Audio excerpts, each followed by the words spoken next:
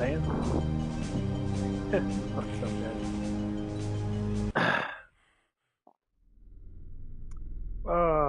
Well, we are going to talk about, well, same shit I always talk about. These bitches. Nah. I can't say they're all bad ladies and that, but my god, dude.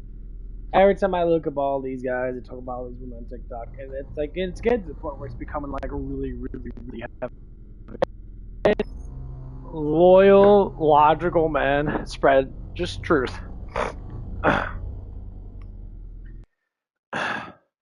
Loyal, logical women spread truth. People that are conservative, based upon reality itself, speak truth. People always want to say, you know, what's going on with this? What's going on with that? With the world now? Why is dating so bad? Why is this?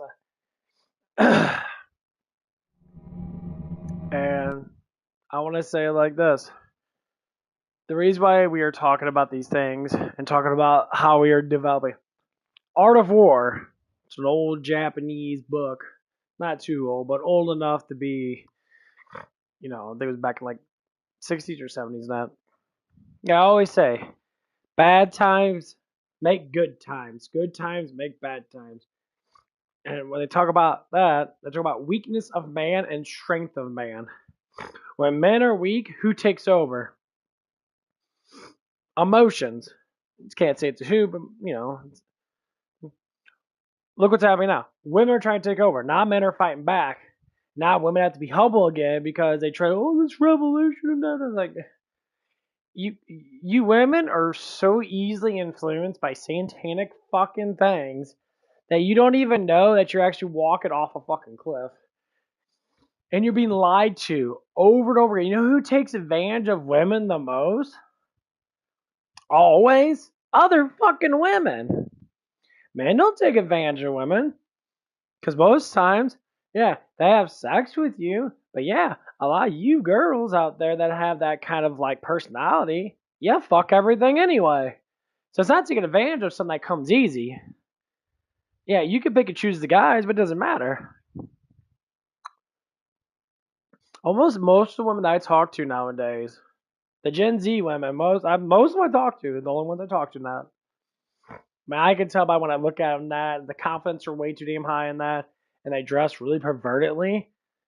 If you got that much confidence to show individual booty cheeks in that and show off as much skin as you can at the fucking gym, yeah, you probably are not a fucking virgin. And you probably been fucked quite a few times. Maybe you only had one boyfriend that he banged you 100 times in the year or so, if not more. That's how you can tell. It's a confidence. I walk in the gym with confidence. Yeah, I've been with quite a few women in my life. That's why I can walk in the gym with confidence. Because I don't care. I stopped caring about, you know, the whole sexualization of anybody. But when you see unattractive people, simp men and that never, you know, seen a woman naked in real life, never tasted a titty before, you know, got into some pussy and that or whatever the fuck it is. Or just seen a girl butt ass naked right in front of you. Or let's say those experiences, you're pure hearted, more pure minded, you know, individual. You're not into the whole like sexualization of people. And then you kind of just come out of it a little bit because you start to experience it. So you kind of get out of it. And then, like most people do with drugs, some people are addicted to this shit. Then they become players. They become, you know, the narcissist people and that. I said, well, you women have to understand this. You walked into feminism. What is a feminist woman? A narcissist woman that thinks that everything should be about what she assumes of the world. Well, if your thoughts don't add up to the real world, what do? You complain about it. Blah, blah, blah, this. You bitch and moan and bitch and moan. You got up all your biatches. And the funny thing is, most of these feminist women don't even agree with it. They just do it because the other one doesn't say you have to fight for your own self. Like, if I see a simp man, I call him out. Like, dude, you're a bitch. You're weak. Weak men are simping. Stop simping. You're weak. You're a fucking disgrace to manhood. Go to the fucking damn gym. I don't give a fuck. Take some damn steroids and I get jacked as fuck. Go through some type of mentality and do whatever the fuck you want to do to make your ass just overall more masculine. And masculinity is not just about being jacked and having muscles. That masculinity is about discipline. You don't have to be not every man has to be a father, but you have to think like one. You have to learn how to sacrifice. And women, same thing. You feminist women don't sacrifice anything. It's all about using people to get your way. You don't sacrifice. That's why you're all scared to actually have a fucking family. You don't want to sacrifice. You only want the man to sacrifice. And you say, why sacrifice to have the kid? That kid was enjoyable for you to have. So it took fucking a couple of years for that dude pumping all that nut in you for you to fucking have it. And you ain't gonna be fucking the same dude over and over and over and over again unless that fucking dick was good enough to get you going. That's how it is. And how many times women have to lie about how long guys last and shit? You don't want a guy to last for fucking more than 5 to 10 fucking minutes. That's all bullshit. And when an egotistic man, mostly bitch beta men, say I last for an hour, I last for an hour of what? Take me 5 minutes to get a girl off. Not even that. What the fuck do you mean? Why? Who wants to sit there and porn star up? You know why porn stars do that shit? All these the big guys, it's their job. Welcome to real life. We need to separate real life from fictional life.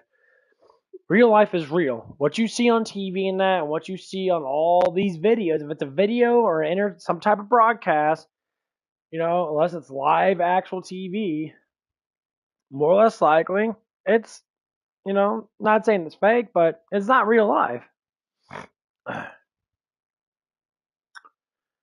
Everything's around the TV. If everyone took all the TVs out of the world and you only looked around your neighborhood, looked around your cul-de-sac, and see if anything would happen, you would see a different world. I walk around a lot in that. I never see crime. I don't see people shooting each other in that. I don't see people committing criminal acts. I never fucking see anything. And I walk all over the place in my county. I don't see women getting fucking catcalled and shit. It never fucking happens. I never fucking see it. I never see it. I got fucking dog called or cat called, whatever the fuck you want to say. I get honked at a lot with something. I'm like, oh my god, I can't do that. No, I'm like, okay, I don't know who the fuck you are. I was walking over from the gym and a girl shot her shot at me because she lived around the neighborhood that I walked through and that, and she probably saw me at work or some bullshit like that. She was asking if I wanted to ride home because I was walking home because she was attracted to me. Her and her girlfriend. And I'm saying like, no, but thank you and that. And they drove by rather fast, and then they started slowing down and stopping that because they were talking about it. So go just back up and ask for his number now, whatever the fuck that it was and that. Because you ain't gonna ask to pick a stranger up. I'm not saying I'm a stranger now because I know these people. I see them all the time because I live around here. So she shot her shot at me. I mean, obviously, I was just like, you women have no idea how to flirt. You think flirting that is like seeing you naked. You think flirting that is rubbing your tits, doing something sexual. It's only physical. Yeah, I like grabbing on some big old fat titties and that because fat titties are fun. They're fun to grab on, and you like it because you're a woman. You get excited about that shit. I like slapping fat ass and that. It's always fun. But the thing is, it comes down to you have no idea what the fuck you're doing. Here's how you start a conversation. You should learn this. You ask questions. Simple thing. Question. One word. Questions. One word. You ask questions. Now me ask them how they're doing. Like, hey, how you doing? And the guy, if anybody's interested, they're gonna answer back. They look at you and they're like, wow, she's pretty hot. They'll answer back. You don't go up to them and be like, hey, you need a ride? That's kind of fucked up. I don't really know you. It's because you're thinking it with your twat waffle and that downstairs, and you want to have a big old cream filling shoved up in your fucking, donut hole. Yeah, that's why you're doing that. Sexual drive is a huge issue nowadays because people just feel excited. They instantly have to get it done. And I get it, It's okay to to teach yourself these things and that because it is very important to understand self control. Which a lot of people, younger people, they have very low self control. Some have very high self control. When they but when they know they can get it, they just get it. It's like it's kind of sad seeing young women like, well, I'm horny now because I'm on birth control and that. Well, this is the one girl. Let's talk about that. So they think, oh, birth control always becomes horny. Yes, because you don't have periods during period time and that. You cycle. So that one week out of the month, it's like a guy cycles his balls every day. So women say like, oh, I have a period once a month and that, and in 3 weeks out of that month and that, I'm always all ready to go. And I'll say, yeah, you're hot and bothered because you want to have kids. Your body's demanding you to get fucking aroused, and when you get aroused, your pheromones go up.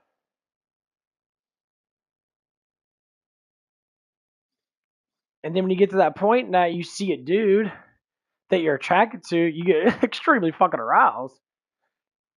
And you start shooting out pheromones, and pheromones go everywhere. Certain kind of pheromones just attract. Learn the actual biology of a human being and actually understand how it works. So number one, if I go to the gym and that, and I'm lifting weights and that, and I'm getting fucking yoked, I'm gonna shoot off a fuckload of pheromones everywhere. And every piece of ass I look at, I'm gonna get semi-aroused. If a girl walks up next to me and my pheromones are strong enough, and it's invisible, it doesn't smell, and that bitch gets a bunch of pheromones in her fucking nose and that, it goes right to your fucking damn brain. Yeah, she's gonna stare at me and be hungry for that cock. And then she'll just drop her fucking ass right in front of me, and that, which potentially doesn't happen a lot, but every once in a while it does happen. They'll be like, I'm just gonna do some lunges over here. You don't lift that much weight. You can do lunges all the way in the back area, so no one bothers you. But you'll see it. You see it. This is how you train yourself as a man. Go to the gym by yourself. Fuck all your dumb, little fruitcake friends. And I never go to the gym with friends. Go to the gym by my damn self. Be that masculine man. Go to the damn gym. Get a good workout regimen and just work out and don't do nothing but do your exercises. Pay attention a little bit, yes. Because I always see like these teenage girls come in around like, they're 17, 18, 19, 20, whatever the fuck it is, they're around that age and that. They look around that, they're always looking for fucking dudes to get sexually attracted to instantly. And they always will. It's just how it is. It's how nature made us. So who do they go to? They go to the biggest, strongest man they fucking see. Someone that probably looks decent. He's got, big ass arms now. He looks like he's sturdy. Well, he can pick me up and ram me. Yeah, okay. And that's what happens is. And as you continuously do that stuff and that as a man, that's why when you see younger men that work out when they're 13, 14, 15, when they're not really involved with women that much because they're too excited about their friends and stuff like that. Yeah, when they start building that muscle, they start building their hormones up and that, their pheromones get really fucking heavy. They become more masculine. And then they stop caring about all the kid shit. They worry about survival. They get a job and that because they're strong enough to do their job very easily and that. And they keep on pushing through that. They become really successful. And then like women fucking would die to be with this dude and that. And the simps are always like, "Oh, why does that happen?" Well, because we're so entertained, we forget what it is to be masculine.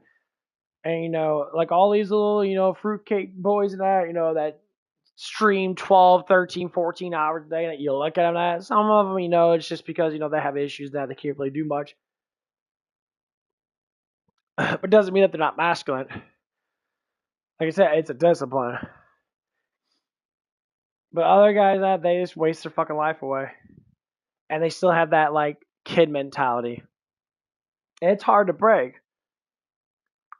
When you research psychology and you research biologics, you research how how humans actually work, how our bodies work, and that it's all about sacrifice. We sacrifice ourselves to gain something else.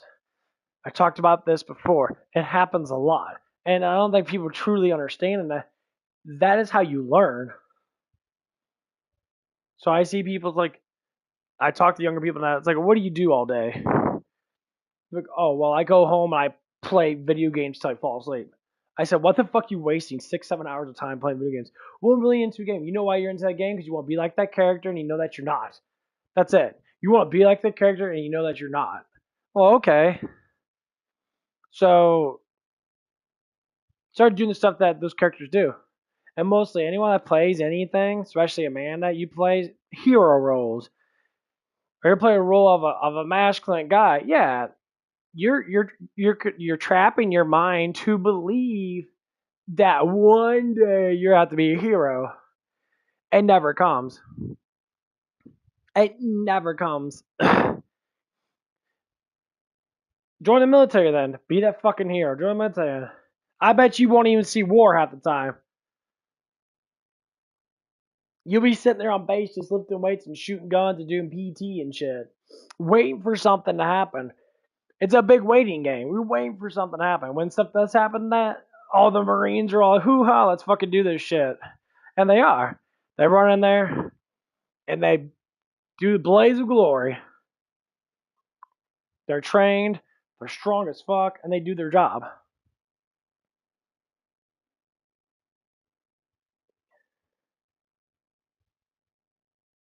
And I probably bet you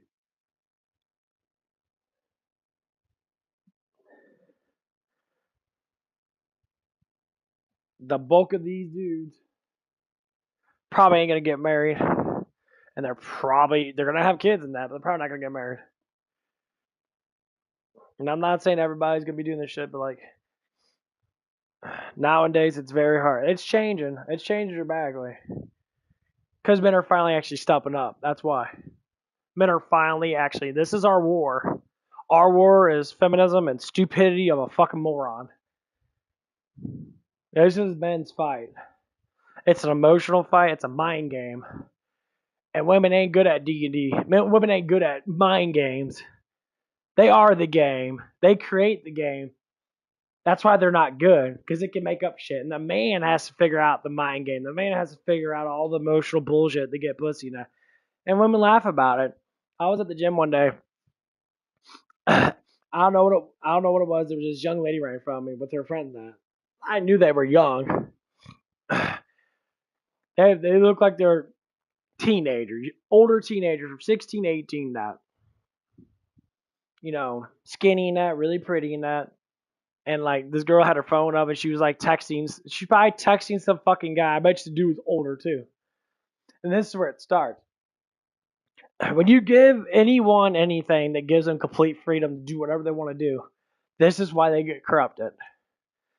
They'll meet some man, and the man will be all lying. A lot of men that do this stuff that lie online a lot and that. I'm like, dude, stop meeting people online. That's why all you women are fucking. Guys fake their accounts all the damn time. It's been proven over and over again. A lot of these guys that they do that shit because they fuck with you. They impregnate all these women and then they run. And they think it's funny in that, and it's a fucking joke. And sometimes they just are falling liars. They're just evil people out there. But the young, pure-minded woman gets caught up with this stuff and that. And, hopefully this person has a good father now. Because it happened to my fucking neighbor next door. My neighbor next door and I have a really pretty daughter and that. Now, honestly, she's pretty fucking fine. She's I'm like 24 now. But she's very attractive. Supposedly some fucking meth head that she was probably talking to online that, and he was giving her all this fucking bullshit and that, and he came over and he tried to fucking rob him. See, that's what happens. The cops came over and that, they end up catching the guy and that, and like, it came down to, she felt stupid that, yeah, you lived in a fairy tale world and then you got fairy tale, oh, no you didn't. You got fucking stupid reality treatment. The dude was a fucking crackhead. He played at you like a fiddle because you're all emotional in that. And you didn't know what the fuck you're doing that. Because your dad's a fucking bitch. You know, whatever the fuck happened to that. I don't know what happened exactly. Yeah. Men, or even mothers, teach your daughters not to fall for this shit. Tell them, why the fuck are you online dating? Oh my god, I want to meet a man. He's so pretty and that. It's like, it's all fucking bullshit.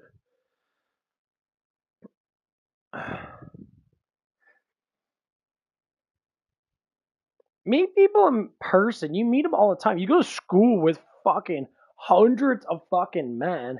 You have thousands of men around you that are close to your age and that. There might be a couple years, older than you, but every year there's 300-400 men that you can choose from. And you might choose maybe 10 out of those 300 men. Well, okay, well, if they're a year or 5 years older and you just add it up, it could be about 100 men in your area right now that you'll probably be attracted to that you want to be with. And you could choose because you got to do that age. That's why I said there's thousands of girls around it, thousands of women from the ages 18 to 25. And I'm not saying that I want to be with someone that's right at 18. No, that's stupid. Because it'd be a fucking headache to deal with parents and that. Because, the daddy or whatever, if the date does exist, which, I hope it does. I deal with stuff. They're instantly going to look at the age, but they're also going to look at the maturity. Like, what do you do? Well, I'm a researcher. I'm not a big, huge money person now, but I'm psychologically inclined through the roof. But then again, like I was talking to my manager lady that, telling her about myself and that. She didn't say nothing that. Well, I was talking about it. Because it was like, I've always been around extremely hot women that. I always want to have sex, always do stuff with that. I bring this up a lot because it's a pivot point in my life that to understand myself. And this is how you understand yourself. People that watch this shit, hopefully, that we all go through certain things that make us emotionally depressed or make us struggle and make us stressed out. But stress is just a learning curve. You learn from stressing out. So to bring that up and that, one of the younger men at work in that, I can't say he's that young. He's in his high 20s now. He's like 27 or 28. He's having a psychological crisis. He's a bitch boy. He has very little confidence now. He's a beta. He's a fucking simp ass bitch boy. And you can tell simp ass bitch boys. You go look at them. You look all the damn time. They try way, way, way, way, way, way, way too hard to get women attracted to them. That's what it comes down to. And they think that they're doing it the right way. Because they're like, oh, emotional now. I'll get a tan that. I'll paint my nails and I'll get tattoos and that. All shit. And it's like, you attract people based upon who you are. But a beta man, you don't really attract anything. You don't get pussy for this. What you attract? You attract women that use you for emotional support. And you ain't gonna get that pussy. You're like, well, what I want that pussy. No, that's the thing is you do, you're lying to yourself. So I just learned about something the other day and that, and this happens to a lot of men that a lot of men get into an emotional contract with the woman that they're really attracted to. That's the only reason why you fucking talk to her, because you want to fuck her. And if any man says that's not the reason why, then why the fuck you with her then?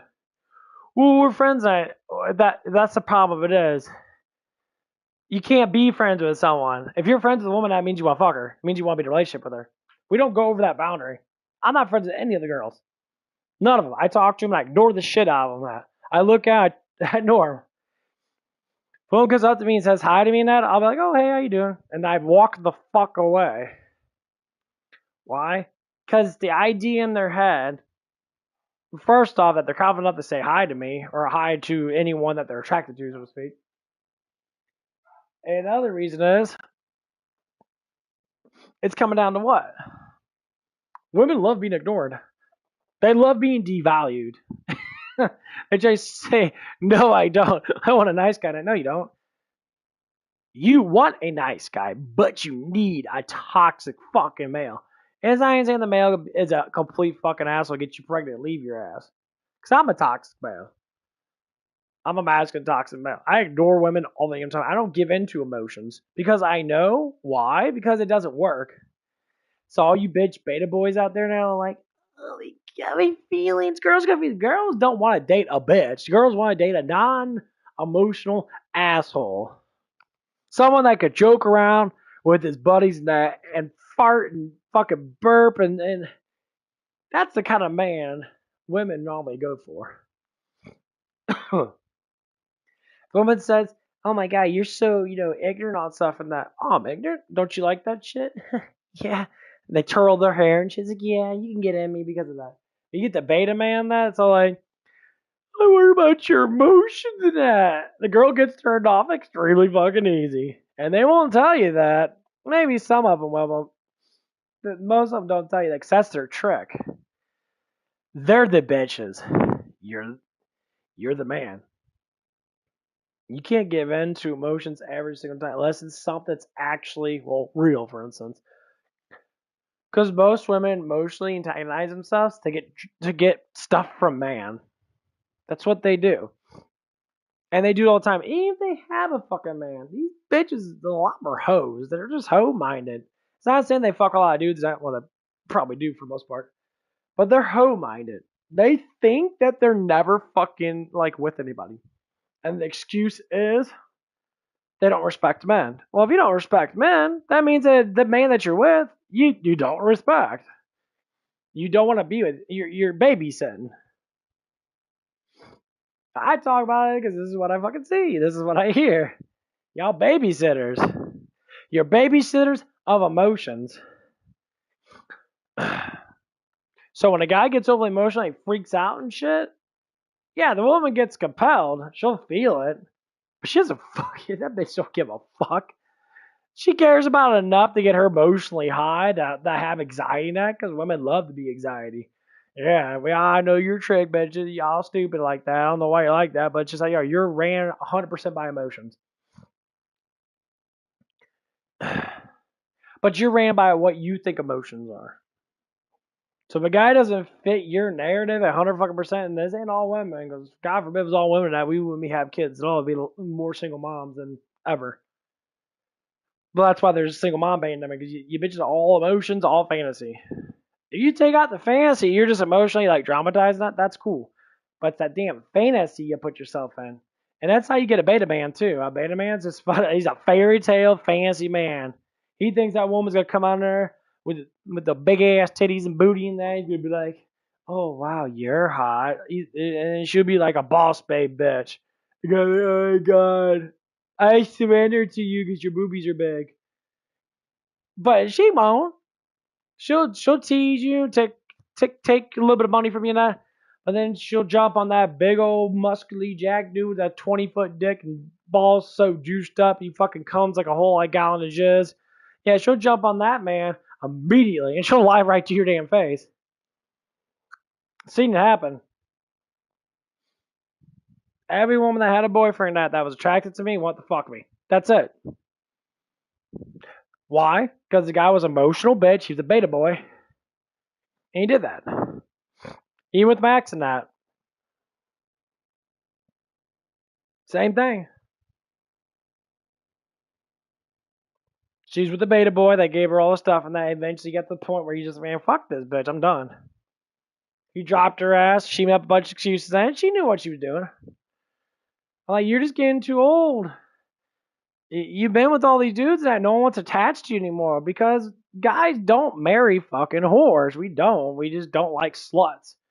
You're a sexual you're a cum bucket and you're a cum dumpster, whatever acronym you want to say, and that's just how it is. We don't do it. You do it. Women do it to themselves. Women that get fucked at convenience stores, bathrooms, behind shit and that, they're constantly getting their twats slammed in because they say, I can't control my urges. No, you can. You're just that fucking stupid. You're just an idiot. You're an undisciplined dumbass. That's why you can't control your fucking urges because you don't want to. And these are the things that I hear from some women that they say, when I have emotions, I express them. That's stupid because that's not how emotions are there for. to feel something, but it has to be realistic feelings. See, our brains can be manipulated to think they're in a situation that they're not. The wonderful thing about a human brain, it can be anything and everything. God made it like that because they gave us free will to be self-controlled over our own self. If there wasn't free will, God would have blocked out certain things and we could not do it, period. We wouldn't even think about doing it. That's the funny thing. Free will gives us access to doing everything and anything our brain wants to do. But there's structural things that you have to be disciplined from to be a better person. This is why we're having this pandemic, a bunch of whores and that. They're all single mom daughters and that. All of them are. They all have bad fathers and that. They don't contribute or they think that they're bad because they don't look at the outcome of it. I was saying, you women, you feminist women, you don't respect men. So how are you gonna know if any man that you know that you want to be with is gonna be the man that you want to be with when you don't respect them altogether? Well, men don't respect us. Who? Well, see, if you can't identify it, then shut the fuck up. Then shut the fuck up. You're fuck you. You're an idiot. You're a complete moron. Why are you so stupid? You stupid? Okay, you're fucking stupid. Like you just really? So you like a guy because he's attractive. So your ovaries are telling you reproduce with that motherfucker because he's good looking. Well, that's how I feel. No, that's called nature. That's a natural response. Your body's telling you that dude's genetics are good enough to be fucking pumped into, bitch. That's what it's fucking there for. Learn anatomy, learn biology. You actually learn a little bit more about why you do things. And why do men do things they do with women, and why you do things toward them, but you backtrack the natural stuff that you're supposed to do as a person because of entertainment, because of the dopamine rushes, because you weren't guided right. That's why people back then had families and shit. They loved their families. They died for their families. So nowadays, what do people do? They only die for themselves. They're afraid of everything. They have issues in that. Okay, I get it. But what are you doing?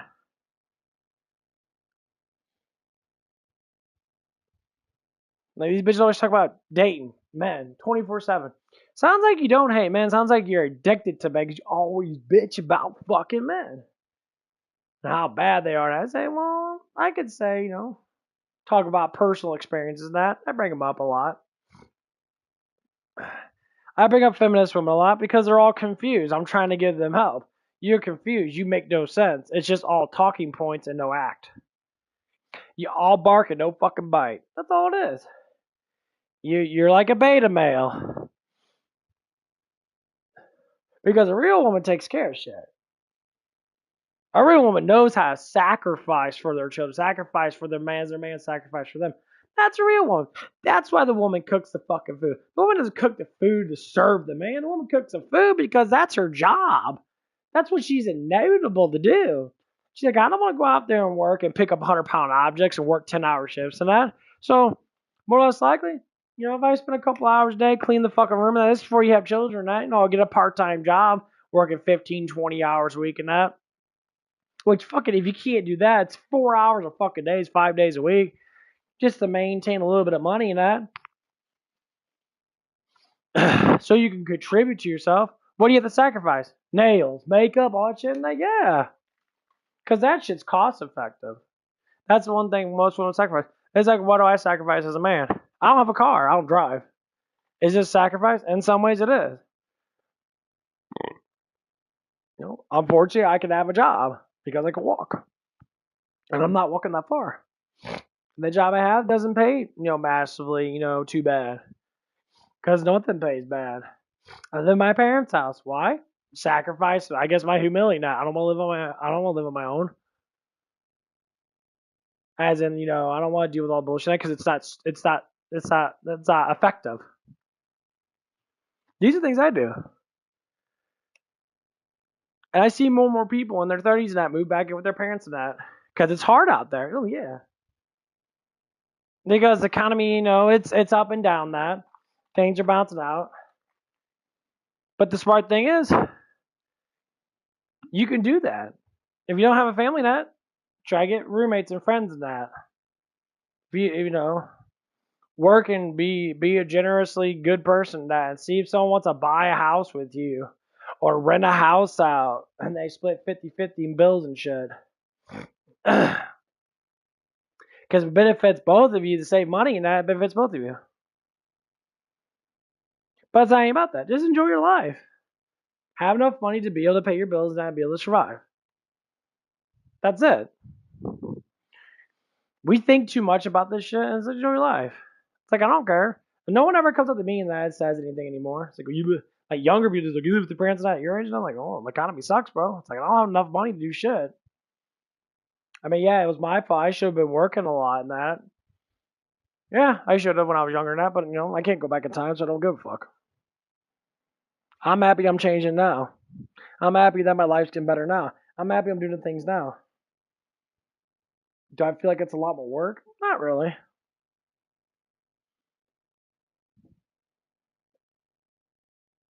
It's not. It's not a lot of work at all. It's actually easier. Because I already struggled through all my midlife crises that I had when I was younger. Now I just live life. I got my hobbies intact, so I do the same thing I always do. I want to be happy in that, so okay, I stream when I wake up. I talk about stupid shit. Whatever fucks on my mind. Talk about, a little bit of things that happen, at work and that between certain people and that. Normally it's just bullshit talk. Just funny moments and that. I move on with my life. I get ready, go to the gym and that.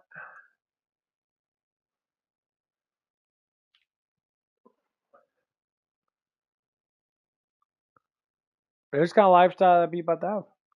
Younger people don't understand that. Younger people are always on the internet. They're always playing video games. And it's like, you eventually are going to have to do something out in the public, right? You're going to have to make actual, like, social buddies and that. And that's the biggest thing. It's hard for a lot of people to do nowadays.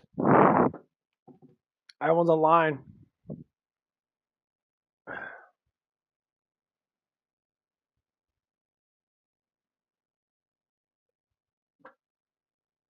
Oh, that was a wet fart.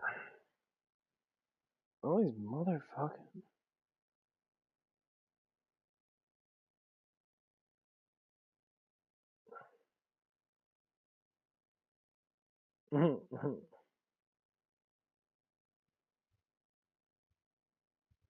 Two souls.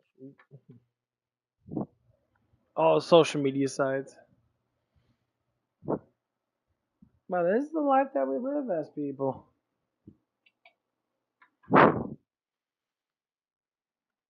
I'm just saying that, if you have issues in that, and you think that you're not, that you're not going the right direction in that, I'll say it like this. Sometimes taking the path that is least untaken is going to make you more happy, because then you're the one that's doing it for yourself and you don't need anybody else.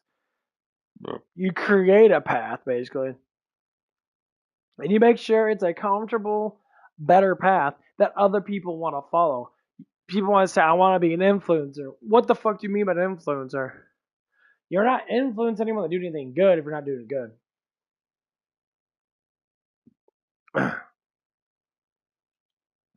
There's a reason why things don't happen. Like, I'm thinking about Mr. Beast. That Mr. Beast is going to Africa with all of his billions of dollars and that. And he's like building wells and building houses for people, and that he's doing all this stuff in Africa. The African people don't want that. They're getting fucking mad and pissed off because you got a billionaire American that they can't touch because we just go to war with them. Building all these things to help out African people and that. And you talk about slavery now. African American fucking higher ups are fucking the biggest slave driving pieces of shit in the world. Where do you think slavery came from? Came from African people. Those dark fucking black people that sit there all day and saying, oh, no, no, no, no, no, we don't do nothing. No, you all are fucking slave drivers because you want power. And it's easy to just to sit there to influence your community that just say white people are bad. And some people are just like, what do you mean by that? It's like, you treat us like fucking shit. Oh, you need to listen to me. I know what I'm talking about. White people bad. They take you with nuts and slaves and they pulled you in chains. That no, no, it was the African leaders in that. Okay, we got these English boats coming around, American boats and that. Where the fuck they're called? Hey, you want to buy slaves for us? And I was like, is this a thing? Like, I guess that'd be nice. Yeah, you can buy these people. They'll do their jobs for you and that. Like, okay. So I brought them over on the ships and that. You know, they say, well, they chain us up and that. Well, that's because that's what slavery is. You don't exist. You have no free will. You're owned by someone. Duh. But you have to be bought. You have to be bought. It was a human life exchange for fucking goods. Nothing is free. Ain't no such thing as free slaves. It was a money exchange or equipment exchange. It was some type of exchange of something. And sometimes these leaders in these countries these third world countries and shit, they don't look at their citizens as people. They look at their citizens as I own you so I can sell you and buy you back. That's exactly what they do. And people want to talk about all this stuff. I'm like, nah, man. It's goods and services. You have the goods, you have a service. If you think it's a good, human being or not, it's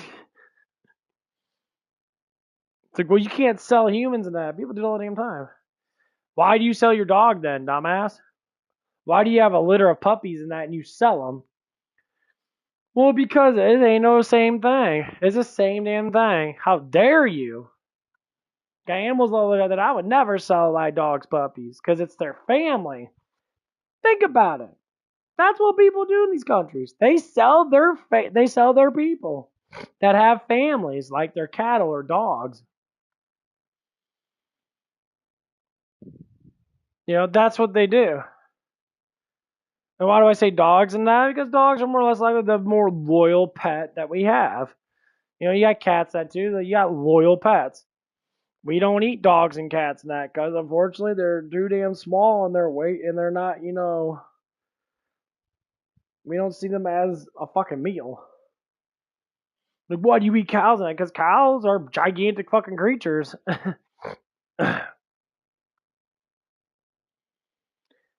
You can eat anything.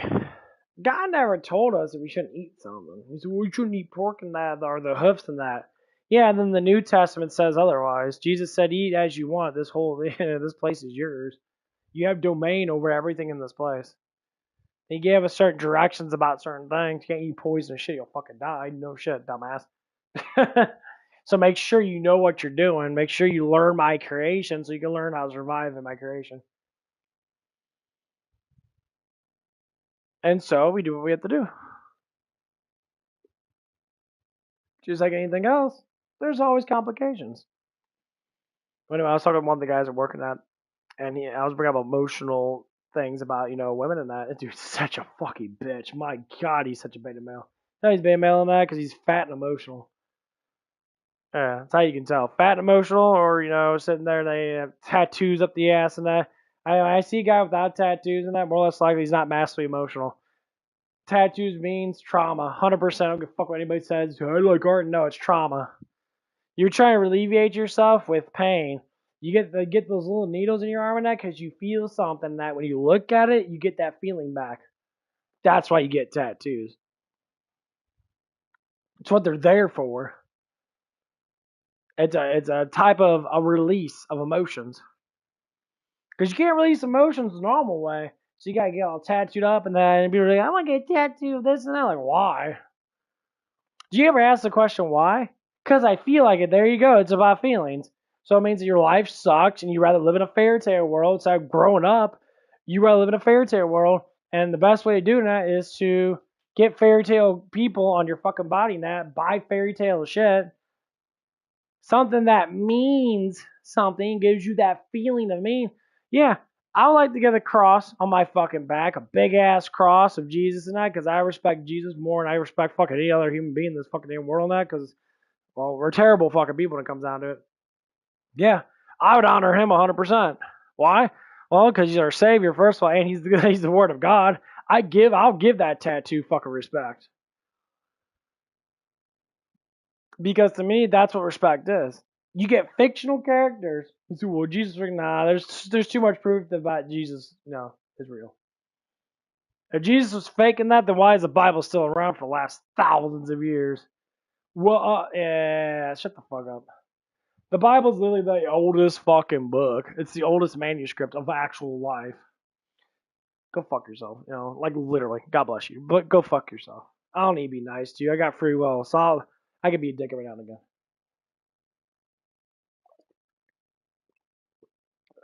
Like one of the guys at work in that, I'll go back to the beta male now. So we're having a conversation about I said women are more or less emotionally enticed to follow demonic things than males are. And the guy didn't even know what demonic is. What do you mean by demonic? I'm like, evil intentions. He's like, well, guys create wars. Yeah. I was gonna say, yeah, but who fights those wars? Like, well, men do. Okay, so if you got good men fighting against evil man, who fight against evil women? Well, they say, well, good women. Yeah, who the good women rely on? The good man. Because when you look at a beta man, we'll go by the simple facts. People always make fun of alpha men, and they look at all these alpha teams. There's a difference between masculine man and a non-masculine man. A non-masculine man doesn't act like a father. He doesn't take responsibility for shit. And that he does. I don't give a fuck how jacked you are as a man. That doesn't mean that you're masculine. You have a masculine like presence, but mentally, like this Willis, whatever the fuck his name is, yeah, put fucking president in because he's a fucking dumbass. He's just steroid jacked up. Guess what he had? He had fucking tattoos. Yeah, shit ton of tattoos, and he was in prison. Yeah, he's an emotional dumb fuck. Yeah, he's a big fucking dude. Now, yeah, you're on a fuckload of gear, dumbass. You made millions of fucking dollars. All he did was worship money. Yeah, so you go down the path of the sins. Look at it. Not everyone has one tattoos now, but most people that get a lot of tattoos, it's an emotional thing. It's just how it is. I don't have tattoos. I'm emotionally sane. I zone the fuck out when people talk about their fucking lives and that over and over again about blah blah blah.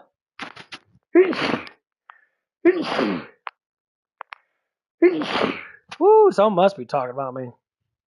3 sneezes? Well, what I'm trying to say is that when people go down this road and they look at themselves, look at yourself, go in the mirror, look at yourself. You say, ask the question, why? Why do I do these things? I really think about it. Why do I get tattoos? Why do I smoke weed? Why do I do these drugs and all these narcotics and that? And people try to judge other people that do all the narcotics shit. You're no different. You do the same shit they do. You're not better than them because you're literally doing the same thing. Well, I don't mean, yeah, the thing is you're still doing it though. You're still in the same type of roll call they are. It's just you're not into that super depressed state in that because you got. So when you look at another person, that yeah, you can call them out for the bullshit. You can't call out anyone because you're doing the same thing they're doing. The only one can call them out are people that don't do it. Like me, for instance, I don't do narcotics. I don't drink. I do stimulants. Yeah, I drink caffeine. Yeah, I like being stimulated. But I'm not a downer. I'll never down. I don't care. If I'm down, I down before I go to bed. Smack my dick up against the wall and I go to bed.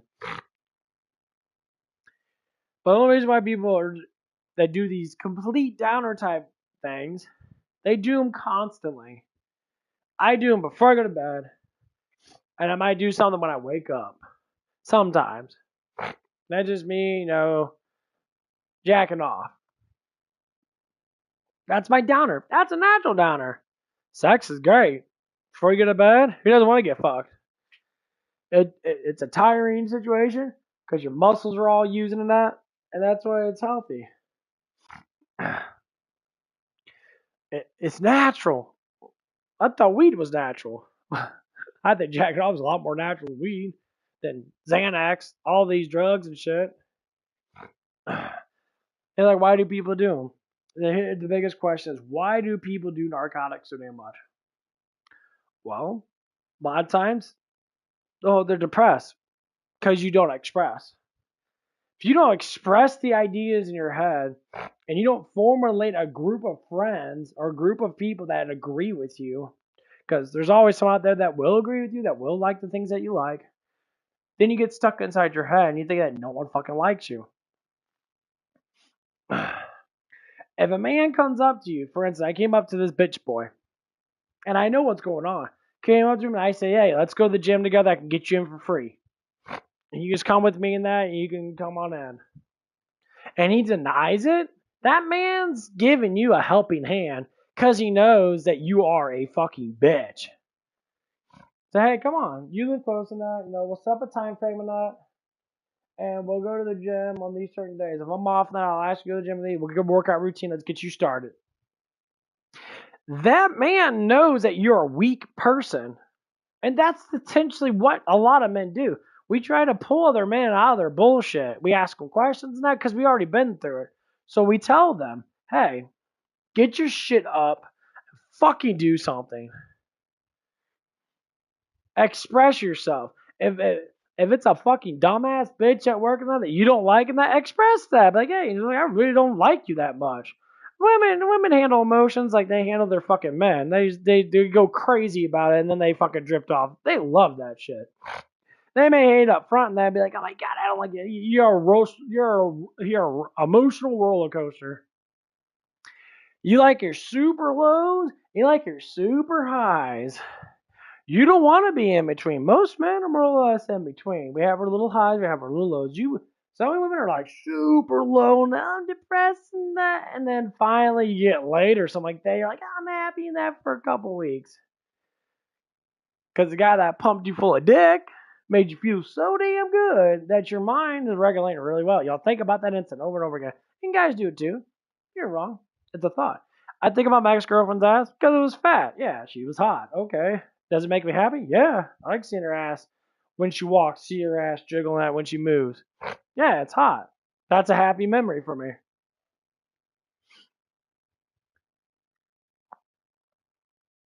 So I use that as a happiness.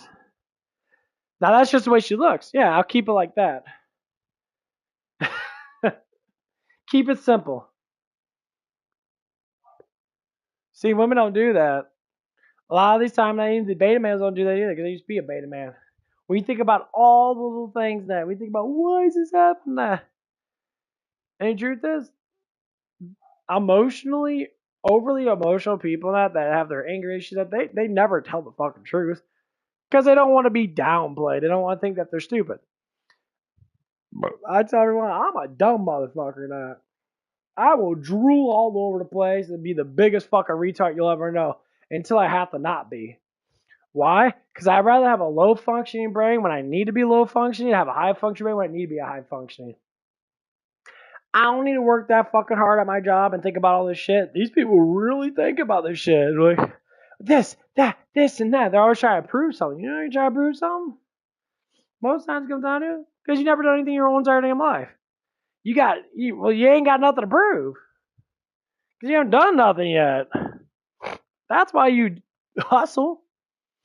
I worked with one of the ladies last night and that. I think she's in like her mid 20s or whatever and that. And so we're talking that, and we talk okay, She thinks she's been through a lot of that. She's rather logical in that. She actually does talk about things and actually agrees with certain things. She's not super judgmental. And I caught her in a catch-22 because I'm just like, I was talking to her about, oh my God. So we're having a conversation about, the boy I was talking about. And that he's not bad. He's not a bad young man. That he's just going through a bitch phase. Everybody does it. Emotional phase that destroys your life and that you gotta pull your bootstraps up to your fucking, your eyelids and that. Wake the fuck up. Disappear from everybody. Just like Jesus intends us for to do.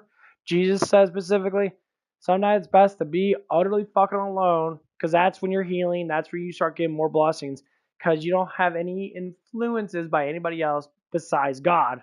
God influences us all the damn time. I go out walks at night and that by myself. And I think and I ponder, I ask questions that to myself and that, and I'm just like pondering about my life and that. And then, For some reason, I get answers. It's all that's as a psychopath. You can't get answers for something you don't fucking know, moron. God's there. See, people that don't believe in that shit, well, that's because you're an idiot. But you see the signs everywhere. I dealt with my demons and that. I remember plenty of times I was paralyzed when I was sleeping. I felt demonic presence right next to me. Full on demonics. Like they were staring at me. I mean, obviously they weren't because they're invisible, but I can feel their presence. And guess what? It doesn't happen anymore. I wonder why. Because I'm not depressed. They can't feed off something that ain't there. I said, okay, well, how did my depression go away? Well, the Lord Jesus Christ, the Father God, most powerful entity, period. That love got poured down on me, and I changed my life because of it. That's why I talk about the stuff I talk about, because I've been through it all. Us human beings think that we can do it on our own. What do you mean you can do it on your own?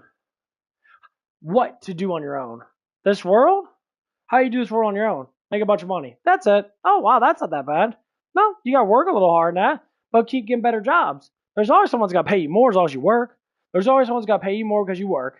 If you work really good in that, I have plenty of people ask me to do construction jobs in that. Like, oh, you work really good in that. I'll pay you like 30, 40 bucks an hour to work with me in that. I'm like, no, I don't feel like doing that shit.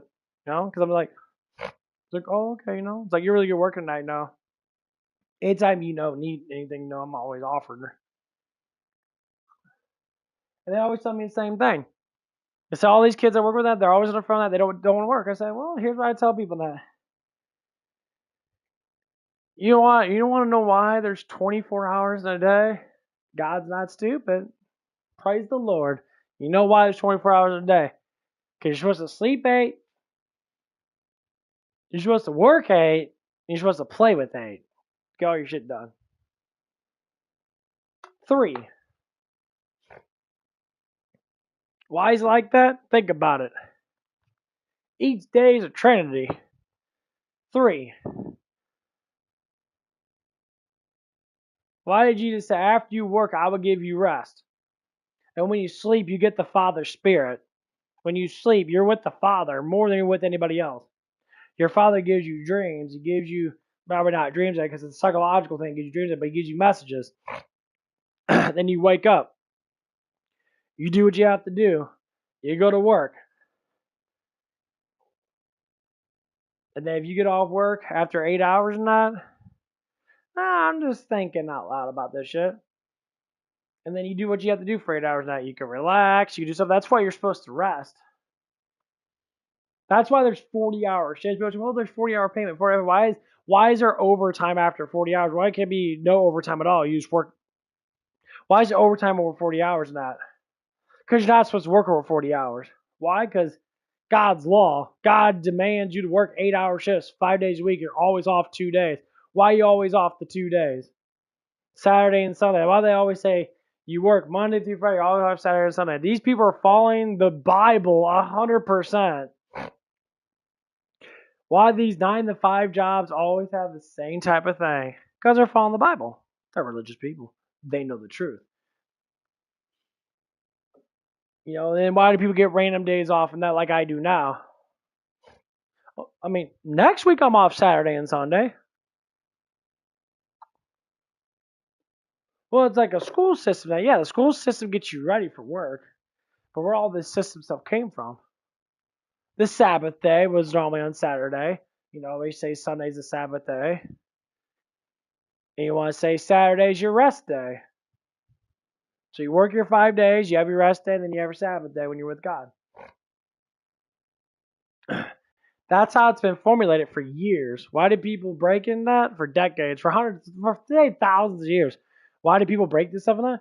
Well, they lost touch with Father. And Father knew it. You read the Bible and that actually tells you exactly. There's a pinpoint right in the Bible that literally tells you why this is a transition. Why is it a transition? Because God knows you're going to fail, but He's the only one that can bring you up.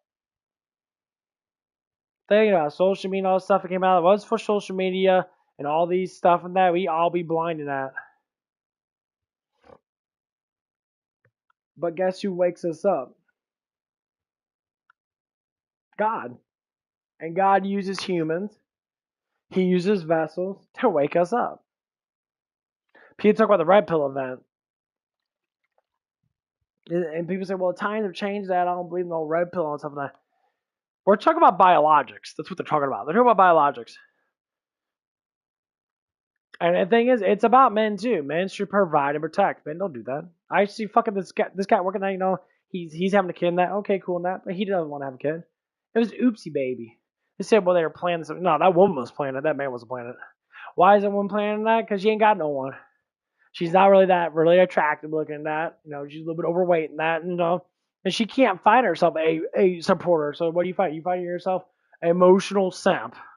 Yeah, even the fat bitches fucking do the simping thing. They'll get simped all the damn time. Now, they give them a little bit of booty and that, shake their tits in their face and that. They really think that's how it works. Not saying this person's bad. I really don't know her that well, but the whole point of it is, you're with a man that's broke as fuck. He has no money in that, and he doesn't work. So why do women keep on doing that stuff? Say, well, look at it from a very far perspective in that, when you analyze all the symptoms, that's because their father wasn't there. Okay, well, the father wasn't there. That means that person's father wasn't there. It transitions. Deadbeat, stay alive. I'm a father figure because I have a family. My parents are still married. They go through ups and downs and all this stuff and that, but they have faith in each other to resume it. They may dislike each other sometimes in that, but they don't not love each other. My family would do anything for each other. Unless it's like really stupid ass shit that's like, But we say the things we say. Like I got a fight with my older brother and that, probably about a decade ago. I told him the truth about his wife, and he got mad about it. I said, why the fuck are you getting so mad at me? You chose the woman to be with, and we warned you of it.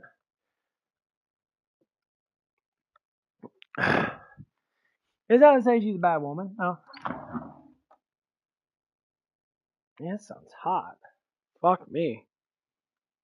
It's 59 degrees outside. It feels like 100 degrees in this bitch.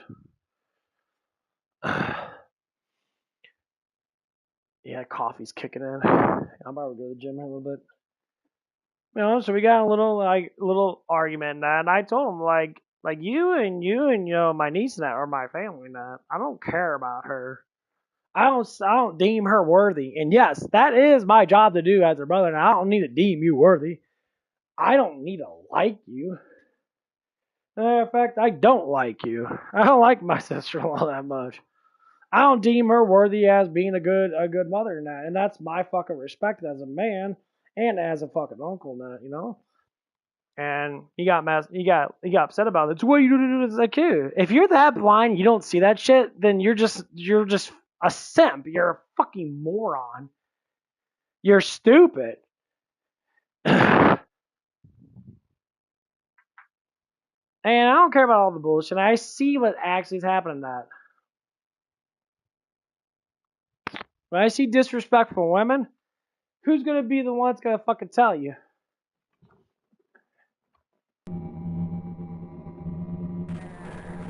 You want to say, well, other women do that stuff. Other women tell them. Most women don't say shit. That motherfucker fucked me up.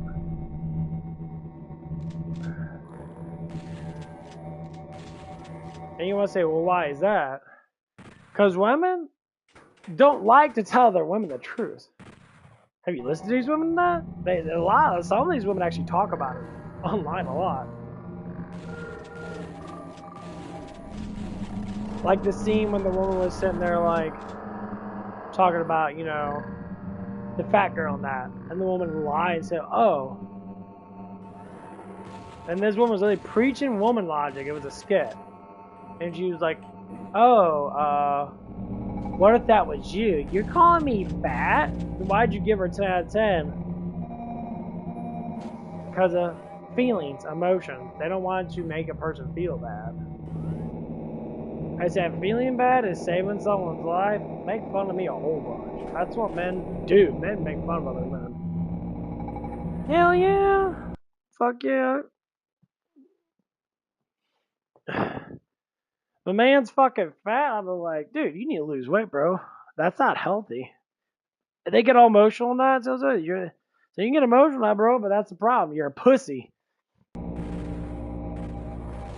If women called out other women for being that, which they intentionally are now starting to do next, they're trying to see how fucking stupid it is. I listen to these fucking TikToks and that. My God, these bitches just, they say stuff they don't even know what the fuck they're talking about. They just random shit.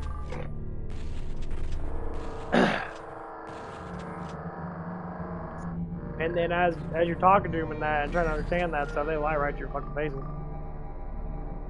Especially when you're a really attractive looking dude. If you're attractive looking doing that, women will lie right to your fucking damn face. Like, oh no, I don't hate men and that. I'm not like that. I promise you. I promise. And then in the meanwhile, they're always fucking talking about men, how bad men are and that. Oh no, you're not bad. It's because you want me to fuck you. That's not bad. You're attracted to me. That's why I can get hots for me. You see something about me that intrigues you to be that way, dumbass. That's the reason why you do that.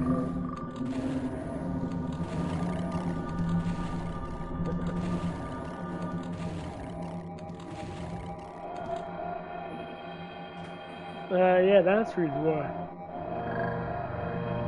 Because you want something from me.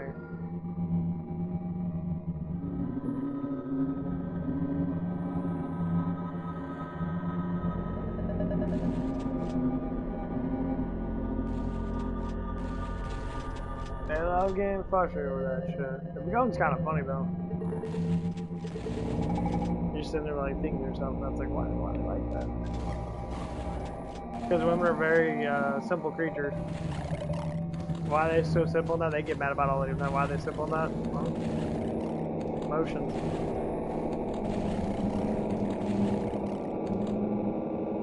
Yeah, it's all about emotions.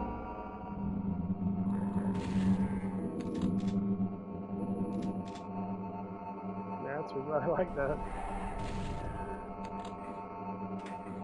When you research psychology like I do, and it's still continuously, I still do it. I learn every damn day about certain things. I said when you research it long enough and that you start to understand like the models and how things actually are and that, you'd be very surprised. It's like you learn all this shit, and then you're just like, it's simple. Yeah, it's simple shit.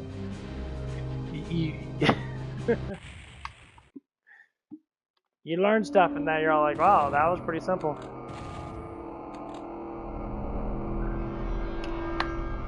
You'd be like, oh, why is that?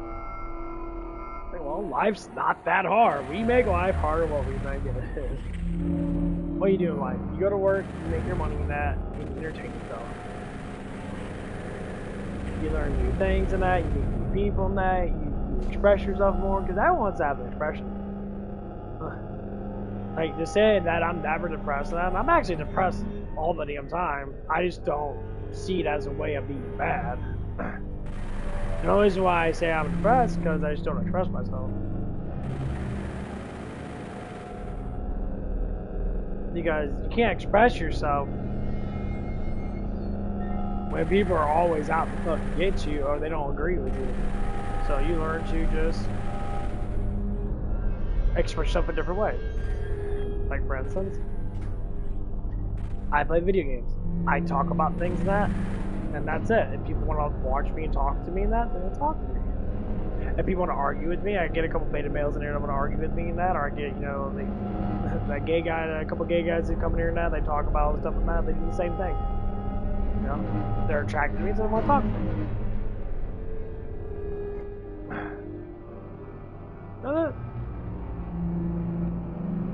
That's all it is. Attracted to me, they want to talk to me.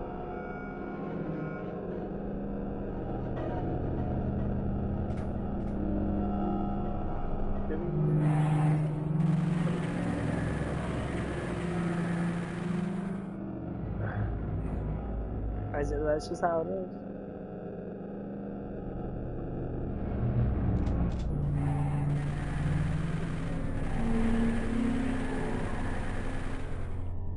You know, there's some people like, I can't even sit there and watch TV that much anymore. I watch a little anime and that. Try and ball myself, watch a couple hours and stuff and that. We're watching Jitsu High in that. Or Jitsu Kaiser or fucking called. Watch on Netflix. Netflix only have the first season. They gotta go on Crunchyroll to watch the second season. Or whatever.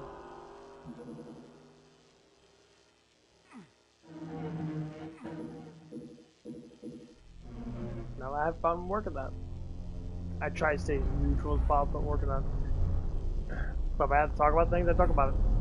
You know, when I have women that like talk about men, I love that shit. When we talk about men, I was like, oh, why do you talk about men? You're not a man. So you have no idea what a man is. And I say, well, yeah, I do. Like, no, you don't. That's why you don't have a man. You don't have a man because you have no idea what a man is. If you knew what a man is, it ain't that hard to get a fucking man. It ain't hard to be happy with one either.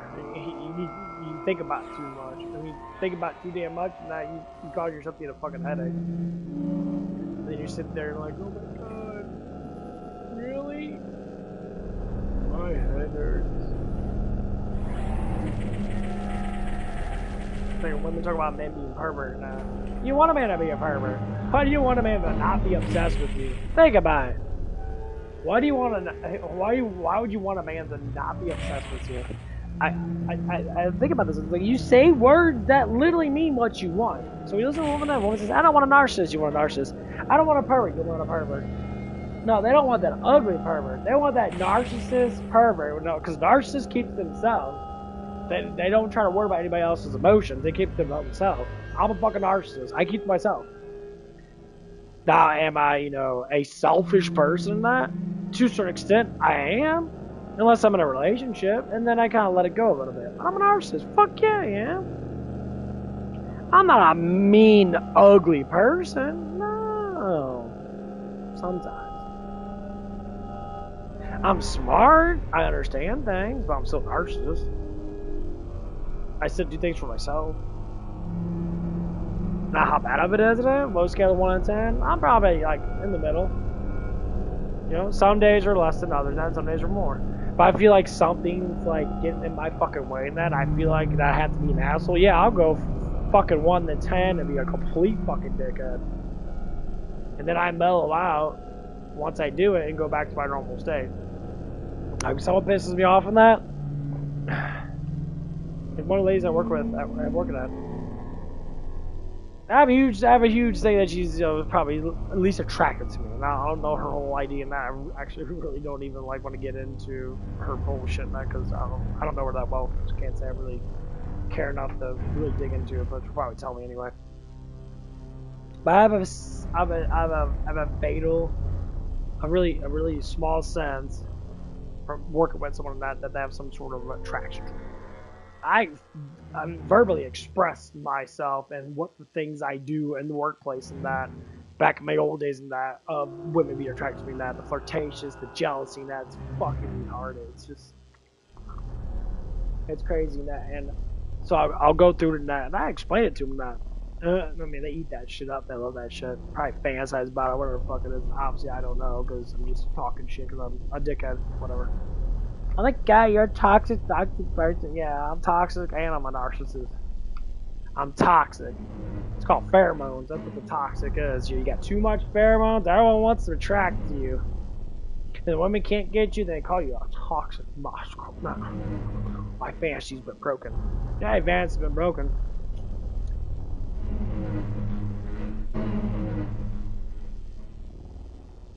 Okay, Disney adult. You watch Fantasia and you're fucking 30, bitch. Maybe you should fucking stop doing kid shit and start growing the fuck up. That's why you have kids. It's called being a grown up. Gotta have something to do. So sitting there. That's why a lot of people don't have anything to do. They don't know what to do. That's why people have kids today. It gives them something to do. Raising children wastes time. It keeps you going. People think life is literally just about fucking entertainment and fantasy land. So talk about that. Oh, Fair's right. Little statement that I don't know what's going on, but you know, there's a fatal attraction there. Whatever the fuck it is, it is. So I noticed the little comments in that, like But like, she'll just fucking like, just stare at me. I ignore the shit out of her. If you ignore a woman, they'll get mad. But that anger, that little bit of frustration, it gets you super highly attracted. That one's highly attractive. Highly attractive. Because the funny thing is, they say it. They say it. All the times that I know. It's fucking weird. These are very, very, unusual people, man. So, like, this girl I work with, she got mad at me or something really fucking stupid. Like, okay. A little frustrational, man. And then, like, the next couple of days and that, we were talking about it and that, and she said one thing I said, you're definitely not going down this road with energy. She said, I got into your head. And I said, got into it. I was like, nah, you're really getting mad. I just got mad because you're being a fucking bitch. And she played it off as a joke. Yeah, I got into your head, man. When you say those words to me, that means you're attracted to me. That means you want me to be emotionally involved with you. I got you, bitch. I know what you're doing. That's why I ignore you. Right there's telling me you ain't faithful. You ain't faithful to the man that you're with. You could talk about him all the time, and that I don't mean a pile of dog shit to me. Why? Because I've been down this road lots of times. Same situation. She a pretty girl. Yes. She did the same thing as the other one did. Same exact thing. She was pretty, flirtatious, and the other one, obviously, I was a little more attracted to her than that. Her body's nicer looking than that. But the same kind of personality. We would sing together, we would go stuff and that, and I knew it. I knew something was going on that, so I ignored it. That's why I ignore you. Because I know what's going on. But it doesn't matter if I ignore you, because it gets you more attracted to me. See, when men understand how women work logically and emotionally, you ignore them, they dig in deeper. Because inside their mind is fantasy. And they're like, he's beating my expectation of fantasy. Big, bulky, he's pretty, he's got a nice face and that. Whatever the thing that it is, it's not just being any other guy that they're fucking fantasize with. Bulky, you got big, huge arms and that. I'm jacked, I got muscle in that. I work out in that. I'm athletic in that. I walk everywhere in that. I try to eat good in that. I'm trying to do all stuff in that. And guess what happens? That meets the fantasy inside your head. Prince Charming fantasy. That's what Prince Charming fantasy is. Dude, that's jacked. He's got good looks, good smile. His eyes are beautiful now. You got good hair now. You got big ass arms and that. And that woman's gonna want to meet that fantasy. The whole point of the fantasy ends with her getting with you. And that's just basically banging. So when guys understand that stuff, and to respect the man that woman's with, I mean, if you want to lie about it, I really don't give a fuck. Because it's not even just her, it's multiple people. When they see that, I could be wrong in that, but that's why I ignore it, because I don't want to go through it. I don't want to chance it. Especially when they open up emotionally. When a woman opens up emotionally to them, they're giving you the key. They're giving the key to their fucking vagina. 100%. They give you the key to that chastity belt. They give you the key. And it's up for you to unlock it or not. That's how it is. And this is how emotions work with the woman in that. The woman really likes you in that, 100%, she's got to fucking throw all these emotional things at you. She's going to want you to think that she's the best thing you'll ever get. And then you look at her and you're all like, ha! No, I'm sorry, honey, man. Like, you ain't the best thing because I've been with better, or I've seen better, or I talked to better than that. And it's my act of choice because man chooses the woman. We're the players. We play the woman's game, so it gives us the choice. See, women have lots of players. They're like fucking Scrabble in this bitch. They always want all the players. I play in a fucking mass multiplayer. They want to have as many fucking dudes line up to play their game. And a lot of women can't get a lot of guys that because they're not attractive looking enough, and they just get a bunch of sense. But when the alpha male comes around, that he's strong, he's more independent than that, he keeps himself in that, he does whatever it is, he doesn't give a fuck what anybody says in that for the most part, he ignores people in that. I zone the fuck out a lot in that. I just do my damn job, go fucking home in that. That's why my life goes by so quickly in that. Because I don't care about all bullshit. I'll let it affect my life. That's exactly what I mean by I don't care. So I started to see things like that, and this is what it is. And then I tell them flat out. They'll never disagree with me. Say, man, last time I was here, the girl did the same thing. Not saying that this person's doing the same thing. Similar. But I know now.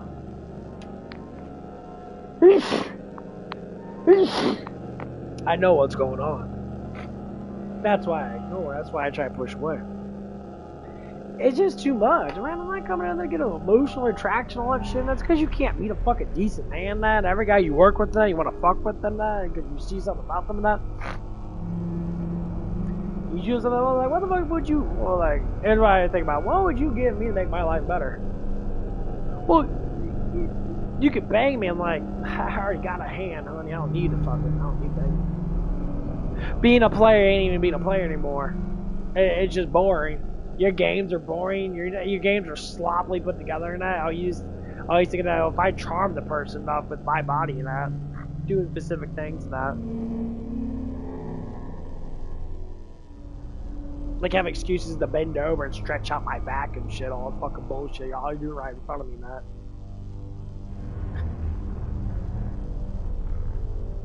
That's hoe ass shit. That's some hoe ass shit. He ain't the only one that done that. My other job, them bitches do that almost daily. You know, my back hurts. Oh, you stretch on my back. And they shove their ass like right in my fucking, in my vicinity so I could check them out. Yeah, bitches, you already know what you're doing. It's the man has to figure it out. Gotcha, bitch. I already know. That's why I don't play it. I step away. I walk away. I'm just like, I'd like the view's nice, but I actually don't want to do it. Like, you don't want to give me attention to that. I'm like, oh, fuck no. Why? When I see you now, I ignore the shit out of you. Or I'll give another woman attention. Because I know that she ain't gonna do nothing. That's why I do it. That pisses them off, though. There's so much shit. There's always jealousy. So one of the other days, man, like I have no problem with these people, man. I just go through what's happening emotionally in my life and that. And I like these people; they're cool. I like almost everybody I've been with, and they don't do nothing. They don't get too involved with my life and that, and make it negative on my life and that. Most likely, okay, I'm not gonna say anything, that's actually remotely bad, Like someone gets angry at me, yeah, you're a bitch. Don't get angry at me. Knock you the fuck out. That's just ignorant. Don't get angry at me. Don't force me to be fucking that toxic masculinity, man. Don't force me to be a dickhead. And call you out for how fucking dumb you do shit. I do that to a certain extent, but it's a very small portion. Like, ease it in. You ease it in. When your dick's too big, you ease it in. That's what it is. You ease it in. You don't want to go up front, it hurts. That's how feelings are. That makes sense. You ease it in. You take control. So ease it in with emotions.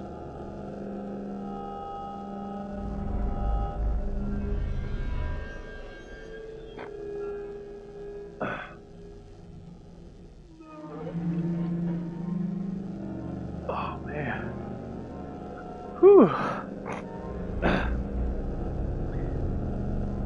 So like it was like little things are transitioning that. And I'm starting to notice little by little. I verbally always talk about it. I always talk about it. I always bring it up. I'm always gonna bring up my past for fuck ships or whatever the fuck it was, situationships or whatever fuck bullshit people want to say. This bitch is being hoes. And they'll come out and say it. Oh, you think all girls are hoes? And they talk about, yeah, like I've done this, I've done that. I'm like, yeah, you're a hoe. I already know. You're emotionally enticed. I think every guy should bang you now because you live in fairy tale land. That's why. You ain't a real princess. A real princess has dignity, and they don't just sleep with anybody. I don't know why princess treatment even exists, because that makes no sense. You just a fucking whore. You're a street dweller. You're not a prostitute on the street corner. You ain't no princess. You're a prostitute. They both start with P, so you might get them confused because you're an idiot. No, you're a prostitute. It ain't saying you do it just for money, Matt. You do it for survival altogether, Matt. Because the only thing, the most powerful thing a woman has is sexualization of themselves. That's why the easiest thing for them to do is just to show off and stay skinny. You go online, that there's a bunch of booby models everywhere. There's titty models all over the place. There's booty models and that. You know, you see some guys like that.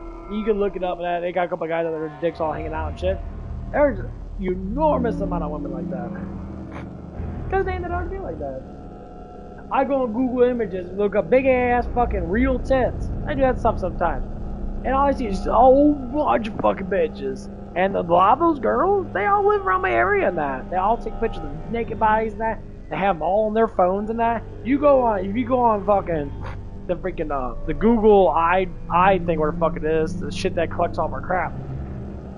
And you look at all our data and that, you'll see fucking hundreds of millions of fucking pictures of nuded ass bitches. And all these girls and that, they'll have hundreds of pictures on their phones. Sometimes thousands. They take pictures of everything.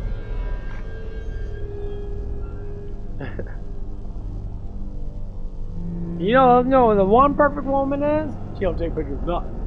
So why take pictures of shit? I keep it in my mind, keep it in memory. That's the woman I want to be with. Not the emotional roller coaster I look to. Oh, look at the memories on my Facebook and my God, memories of that bitch that happened 10 years ago. Oh yeah, but I still remember that. Yeah, you remember. I remember my past when I was a fucking 2-year-old. I remember when I fell out of my fucking crib and crawled into the kitchen. I remember that shit. I remember being a baby, 2 years old, crawling. Because I jumped out of my crib. And I hit the fucking floor like a damn thud. It went...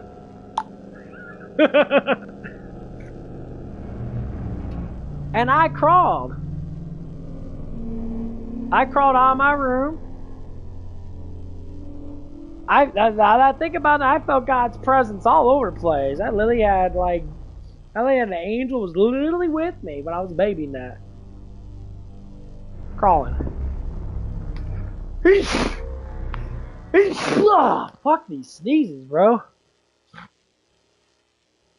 So I crawled through. Yeah, they had a nice little dining room table. A nice little dining room. I crawled in our big ass fucking kitchen. We have a big ass fucking kitchen also. Our kitchen was huge. I crawled in the back bedroom. My parents had a water bed. I crawled in that. I sat there and I got up on the thing and that. And I saw my dad in that, and I kind of like patted him in that and called him daddy out in that. He picked me up in that, and they cuddled with me, and I went to bed with them. I woke up the next morning and that. I remember it. And I was sitting there, and I got out of bed. I saw my brothers in that. They're arguing over something stupid in that. You know, they were like 9. You know, like one was like, 7 or something like that. The other one was like 10 or 11 or something like that. I'm just crawling around. Ate breakfast and that. Ate my fucking applesauce and shit. Yeah, ate my applesauce and that. Had some eggs and shit. Yeah, it brings back beautiful memories. I was completely thrilled. I had no problems. Everything was just peaceful. My reality was literally my fucking crib and the fucking floor I was crawling on. And cartoons I was watching and shit. I remember my childhood. I remember great memories in that. It makes me happy just thinking about it. But the thing is, that's the past. Your past is nothing but a learning thing. Because something woke me up that night. I was passed out. I had no worries. That is the key to success, is not the fucking worry about nothing. Just know that you're doing something and you're surviving. When our brains worry too much, we go down a road of bullshit make-believe. It's a fairy tale, it's not fucking real in that, and we worry about the unrealistic shit. God tells us not to worry about nothing. He says it over and over again in the Bible. Jesus talks about it over and over again. The reason I'm bringing this up in that, it's okay to think. But when you worry about the outcome of it, you'll never do it. Do you ever remember when you were a kid and that, and you didn't worry about nothing? You kicked that ball as hard as you fucking could, and you didn't give a fuck if you knocked another kid out. Because it came into your mind, and you said, I'm going for it. I'm going to sprint as fast as hard as I can to impress that girl and that probably ain't going to like me anyway. But you did it anyway. That's what it means. No worries. Kuna Matata. It's literally talking about God. Kuna Matata is God telling you. and Disney says, the only thing Disney I would say that's actually morally right. Don't worry. No worries for the rest of your days. Don't worry. Because why is God always in your life? Because He always gives you a chance to meet someone that's going to agree with you. It's the thing is, we try to control our fate with online stuff, but we look for groups that we do all stuff like that. It's like, oh yeah, I like video games, so I'll join a video game group. Like, oh yeah, what about Borderlands 4 now? I can't wait to play that game. It's all cool and that, blah blah blah. You know, and being an older person, I look at older games. I'm playing, you know, Doom 64 right now. Obviously, I'm not playing right now, but I'm talking. Get plenty of people like that. Oh, this game's really good and that, blah blah blah. I remember. They always say, I remember. Try to play this game. Try to play that game. You join that community, and then you love it. But the fact is, I met people in real life that were like that. I had one friend, Matt, who lived down the street from me. He was in games like I was. We loved playing N64. We played N64 constantly, multiplayer, Perfect Dark. We were playing StarCraft a lot. We played a lot of StarCraft. I still have the cartridge. I still have the cartridge that he gave me. StarCraft 64. We played. It was a multiplayer game. We had so much fun playing that. Just sitting there building up yourself in that. Make sure you're strong enough to beat the other enemy. That's all it was. And we played the shit out of it in that.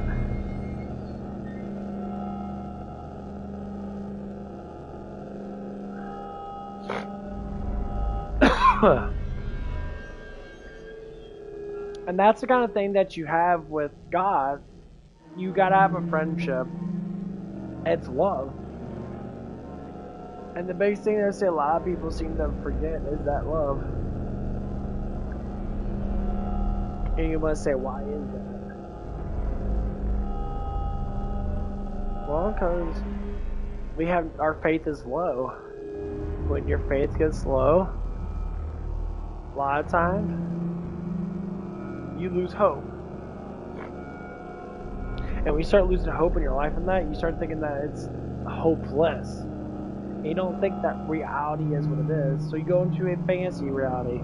You don't agree with this reality that you live in, so you go inside your head. God gives us that opportunity.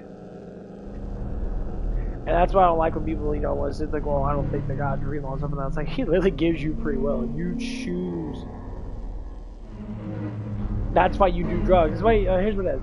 When you see people that don't do drugs, and they have a good life, they don't get tattoos and that, and they don't have too much trauma in that, they don't have as much depression, they alleviate themselves by being more nicer, more positive. You know why they do that? A lot of times because they have faith in God, and they're just stronger mentally. They understand how the world actually works.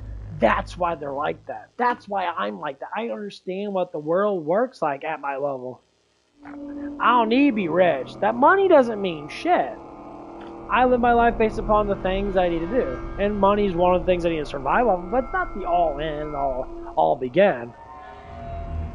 People back then didn't have money. Fucking hundreds of years ago. Currency didn't really fucking exist, really.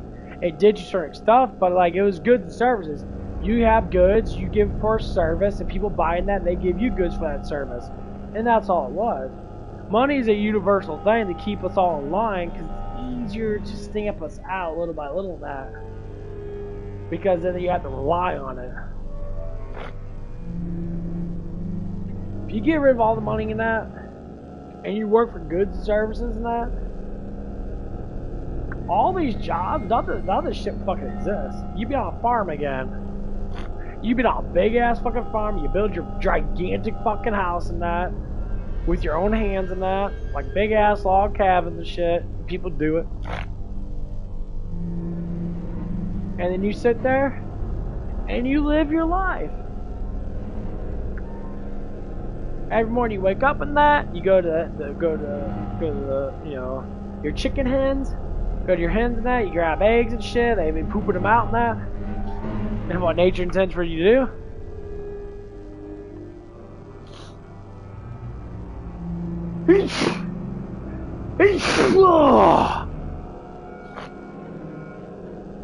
You go to your milking cows, you milk those big ass fucking titties they got there. You get your gallon of milk and that.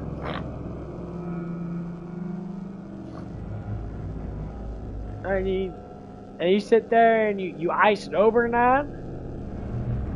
You dig a fucking tunnel like 10 feet deep because it's cooler down there. You can have like a little refrigerator and that. You make like your own little like wooden refrigerator and that. It'll keep it at like, you know, 30 degrees. And you can throw yourself down there. Keep it cold, keep it chill. I mean, that's how it would be. And you wake up every morning, you do the same thing again. And you just live life. You have your entertainment, you have your fun, that you walk around, you look at nature, and that, you know, you communicate with people. That's what entertainment actually came from. It's just people just talking to each other, like, oh hey, how you doing there, Steve? Like, oh hey, Bobby, how you doing? And that. It's like, oh yeah, I'm doing good. And that just woke up and that, had a good breakfast and that. It's like, oh, that's cool and that. So anything else up? And oh, I saw this, you know, I saw the stars last night. They're really beautiful. Now you have a good conversation with someone that brings you love, that brings you hype. And that person will go, yeah, I saw the same thing too. And I thought I saw a shooting star. And it's like, yeah, I thought I saw something like that too. And right there, that little bit of spark of entertainment between two humans, it brings you to life. Like, oh, that's good. I like that person. And then every morning, you wake up and do the same thing again. And then you see a beautiful girl. You're like, man, she's beautiful. And yeah, Steve. You're like, hey, Steve. I'm like, who is that? Like, oh, she just moved in and that, you know. You know, it comes down to, you know, that she came from another place and that, moved with her father and that. Her father's like some old, like, lord type of person. And the lord's daughters are always fucking hot. They always are very attractive looking people. And the guy's just a farmer now, you know. I'm like, yeah, he's coming to town, coming out of a little place, and then he says he's gonna build up our town and all stuff and that, you know. And this is how it all starts. This is how you get the money regulated. Because they have so much goods and services and that. And so, this is how you build a kingdom. It always starts like that. It always starts with there's a lonely farmer that knows like 4 or 5 people in this region that talk about the bad shit, the good shit, the ugly shit. And then some guy comes in, might be slightly more intelligent, knows how to market shit a little bit better. You know, he's got a hot ass daughter. Come in there, you introduce yourself, and it's like, yeah, I live in the farm down a little bit farther than that. I come in there, you know. Me and the group of farmers, we all market together and that. And the Lord, the hooty tooty guy, that's, yeah, I like your guys' crops. So you guys got good fruit and that, good vegetables and that. You guys got good beef and milk and that. It's like, if you guys produce this stuff and that, we can figure out a way to transfer it so we can start marketing this stuff so we can get more goods and services. So you can get some more goods here, you know. Get more wealth into your area and that, and you guys can start building around here and that, be a lot more easier for you. It's like, oh. This is how all this shit starts. Human beings interact with each other. And then you get to the part where you have, you know, United States and all that shit. You have states and that, you have cities and that, you have billions of, this is like hundreds of years of the making. And, you know, and some people saying that, you know, I got some people there, you know, that was through that. They go through like the actual like mappings, the old mappings of the world and that back when people were like back in the 1800s and that, where they say our nation was found in that, and they said that it was just all wilderness and all lands and that, and they got maps from way back then, and they're saying like all build like thousands of houses, settlers, and they're saying like, huh. You look at these maps, and they have maps, they have blueprints. It's kind of funny in that they have blueprints of like skylines, pictures from like hundreds of feet in the air. Now, how do you get skyline pictures? It could be that people draw them and that. They look at the houses and then they draw the top of the houses and shit. Like, how the fuck do you have a visual of that? Maybe it's a mountainside. Maybe it's something. It's very weird how you have skyline fucking pictures of back in the 1850s and shit. People drawing out all these houses. Yeah, you could be creative in that. You could think of all these buildings. You look at the building now, you kind of just draw the top of them. That they all look the fucking same. You just count the houses and shit. Spend like a couple of weeks doing it. You draw this big ass skyline of all these houses and that. 1850s, 1870s and that. And you say these people only been settled in for maybe 50, 60 years in this country. And all of a sudden you get all these fucking houses. And then people try to look at it, they're like, huh. This is where the conspiracy comes in. They say, how the fuck did like maybe a couple thousand people settle into a country now, give or take, and they build thousands of houses in 50 years? You could say that, oh yeah, you can have kids and you can multiply pretty quick. Yeah, you can.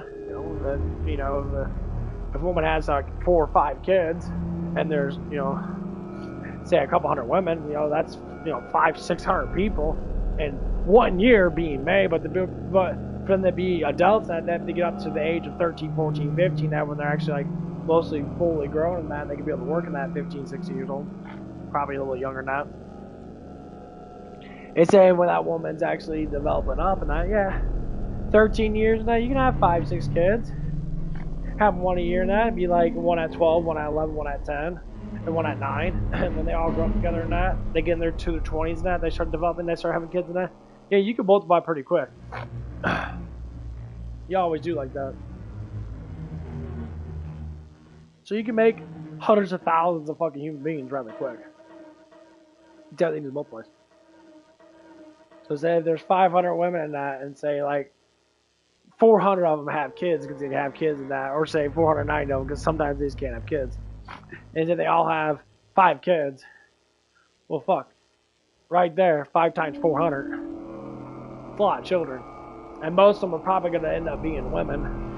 At least 60% of them will. And you start going through that and start looking at it like, oh. So, but anyway, I digress. You look at all the stuff from that, because there's one guy I listen to on YouTube, and that is John B or something like that. John Thor. Yeah, I think it's John Thor. And he does a whole bunch of old ancient maps and that, and he's a flat earther. And he looks at all the maps and that, he's like, how did we create all this? And they have maps of them digging up railroad tracks. Not even joking. Still images, actual pictures of them digging up railroad tracks. And they said they developed the fucking railroad. No, they had slaves and that dig up railroads.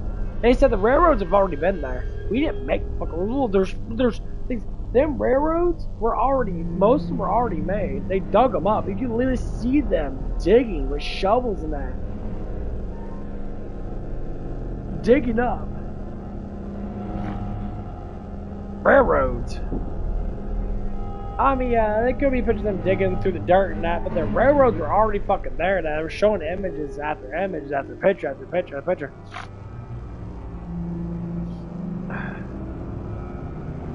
They had cameras back then. They had pictures of that back in the 1800s. That, yeah, I mean, photos been around fucking forever.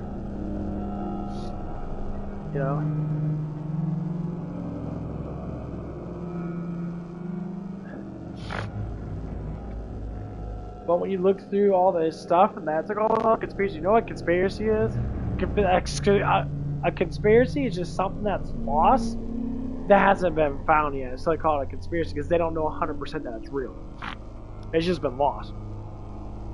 And most conspiracy theory people have been 100% right on the bulk of shit. Besides global warming. Global warming is fucking stupid. That's just bullshit. But people about like the conspiracy like flat Earth and that, there's so much proof that the Earth's fucking flat, the cycle of the moon and the sun and all that shit makes sense. I'm a flat earther. I don't care. The globe doesn't make any fucking sense to me. There's so much truth.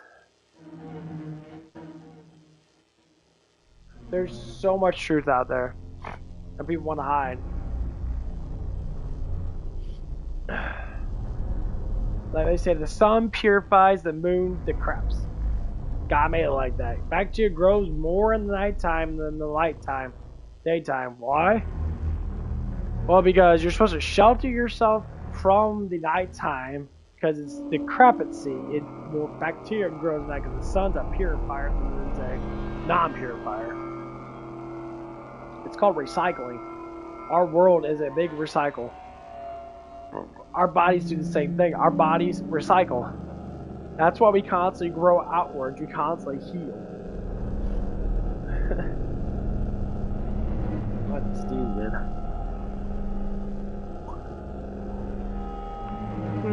Almost. I gotta see what the fuck am I do there. Getting me pumped up in that. It's a carb now. I did work out really hard tomorrow on that, or yesterday.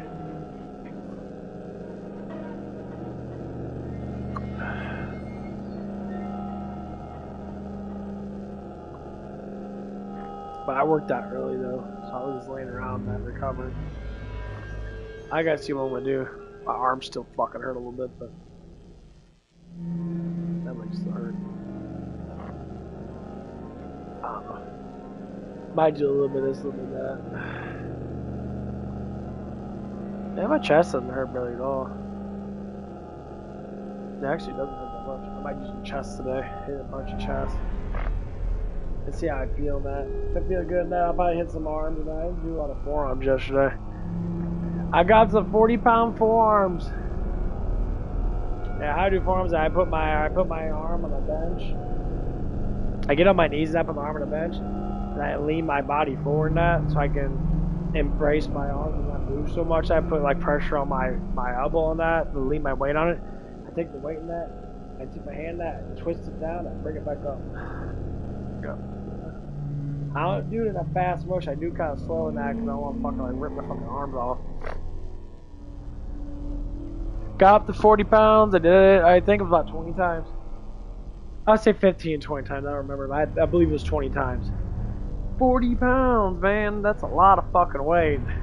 Doing forearm fucking curls and that. I can tell the difference. My forearms are getting a lot fucking huger. And people are like watching me do that stuff and that. I'm like, it just proves how strong people are. Like, strength is something that is just beautiful. People get so fucking strong when they actually lift weights and that. And the thing is, there's so many people that they're just so fucking weak. I'm like, how the fuck are you so strong in that? You could pick me up and throw me across the room, and that's because their bodies are capable of getting strong as fuck. Like, there's a huge genetic difference in between some people and that, but like, there's a genetic muscle limit for everybody.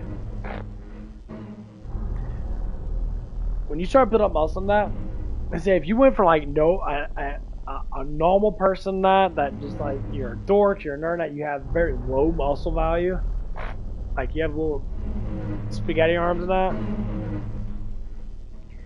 and you say you could barely curl like 10 fucking pounds, and you could barely lift your own body weight as a bench press. I'm like, why weigh 130 pounds? 130 pounds, you know, it's heavy. And it's like, well, yeah, that's because it's your weight. And you go up in weight, and then like I get bench pressed by weight a lot. You know, just like curling that. I always do 20, 25 pound curls. I always do 25 pound curls. But I make sure the motherfuckers work. So one thing is getting my biceps bigger than that, which is having that bicep get bigger than that. So I try to focus on that. It's kind of funny now. Like my triceps are really big, and that my biceps are not that ridiculously big. They're getting bigger, yeah, they're getting bigger.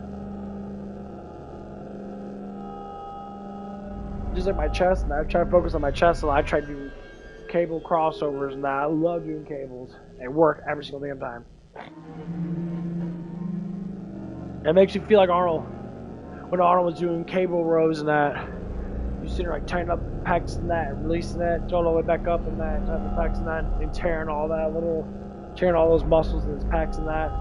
Slowly your muscles get bigger in that. And I know it's a difference. My muscles get harder and that. My pecs are getting harder. I'm getting more muscle in my pecs and that. You know. And my calves are getting really fucking big in that. I'm starting to see the growth of my calves. I mean, they haven't peeked out through my skin yet because I gotta work them out more. But once I get that point, yeah, I'm gonna have, nice calves and that. It's just because my body fat percentage is a little high in that. But as you work out in that, you start to lose a little bit each time. But yeah, it's working. They just tell you progress is it's something that actually can happen. That if you can maintain the focus of it in that. I always tell myself after a workout, like I didn't eat that much protein today and that as of right now. I had one donut, the leftover my carbs on my donuts. I buy like a 12-pack of donuts and I don't always see the last of me, for a couple of days in that. Last night and that when I was at working that, I ate probably about probably close to 70 grams of protein that. But I always make sure I have a protein shake after workout and that, which I did. I had 50 grams of protein that.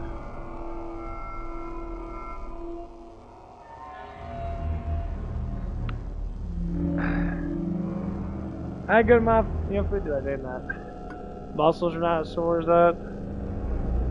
Some people say you have to eat, your body mass and protein that. I said the reason why people say that all together and that, it's because if you want to grow, it's good to have close to your body weight in protein. If you want to get bigger. Why? Because if you eventually get bigger and bigger and bigger, you're going to need more protein anyway to be able to maintain growing. Because your body mass is getting bigger. The bigger you get, the more food you have to consume to a certain extent. Now, if you already do consume a lot of protein in that, just to say, and you don't work out, then you'll never grow. But if you start to work out in that, you still eat the same way that you do that, because some people have those diets in that. Like Ronnie Coleman says, I used to eat a pound of fucking food every damn meal. A pound of meat. You always eat like 70 to 80 grams of protein. Every meal. Said that's how my mama fed me. That's what he said. My mom fed me like that. And he kept getting bigger. He would work out in that. He was really athletic in that. Played football and all shit in that. He was a big ass fucking dude in that. Why? Because he kept eating protein. He kept eating. Just how it is. And you build and build and build. And, you keep it most likely. And when you build muscle, it's really hard to lose fucking muscle unless you're on steroids. Like, you're gonna eat that much because your body's hungry. Like today, I might go into that steakhouse and eat me a 10-ounce steak. 10-ounce steak in that. That's a pretty lean steak. Say it's about 67 grams of protein. 60 grams of fucking protein. I like that. Next, gotta check my phone though. Nah, I bought something on my yesterday and they brought up some fraud bullshit.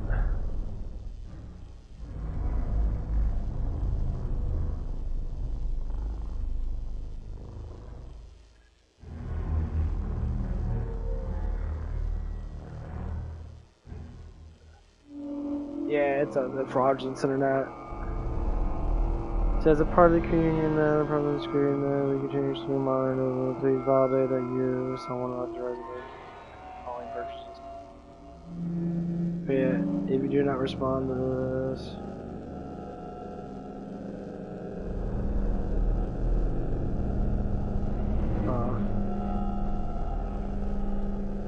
I have to click on it, my bad.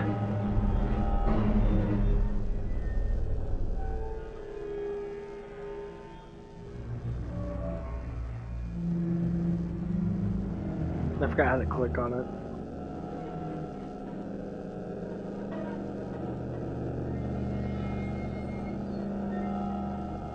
Well, let's say thank you for your permission.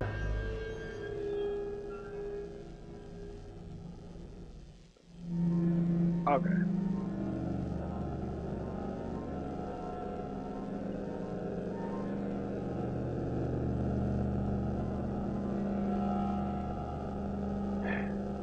Yeah, the reason why the fraud center I have pops up, and that's because I bought something. I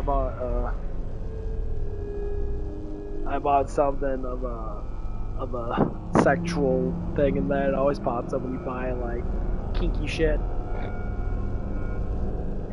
I saw something online that, and I was sitting there, looking at porn and all that shit. And I was looking through stuff, and I was like, all this one thing popped up, and I'm like, oh, that seems very, very convenient. And it's like, I'm always good to try out something new.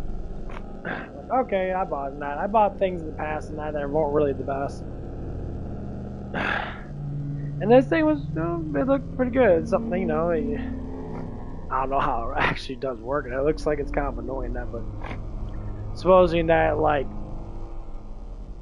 you could, like, attach it to yourself, and that it has, like, little straps that you can wrap around yourself and that, and it basically, jacks you off and that, and I'm just like, I'm curious in that, hate using my fucking damn hand now, because my hand's always hurting, and I'm like, I want to find something that's gonna not be breaking my fucking hand off and that. Sometimes those sites just get a little freaky, you know what I mean? And like, it's just how it happens. So I was sitting there like okay, might as well buy it, fucking single on that, might as well get something I could charge up and do for my, have something that make it easier for myself, because fuck, dude, it sucks sometimes.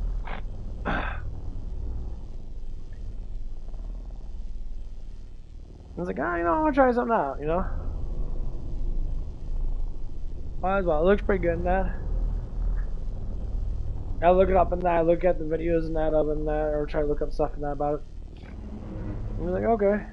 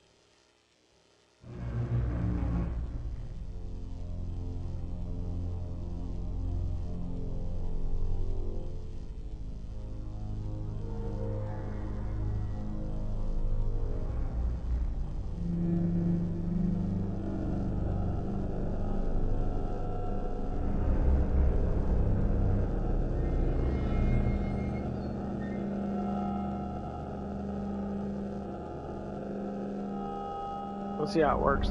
Hey, why not?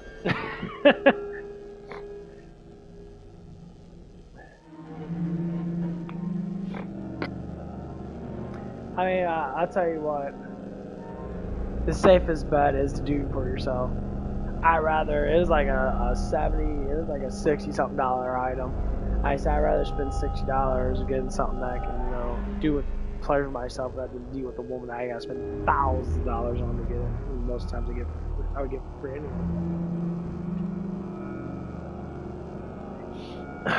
Well, yeah. I don't have to worry about pregnancy. Do it for myself.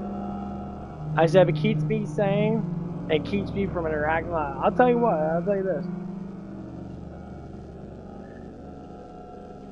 when guys get sexually like active, that they raise up their testosterone really fucking high in that, because there's a low point and a high point with a man. That normally the high point is when they're after exercise or after like a workout or something that like really stresses their body out, and they're really tired. That's when they're at their complete horniness.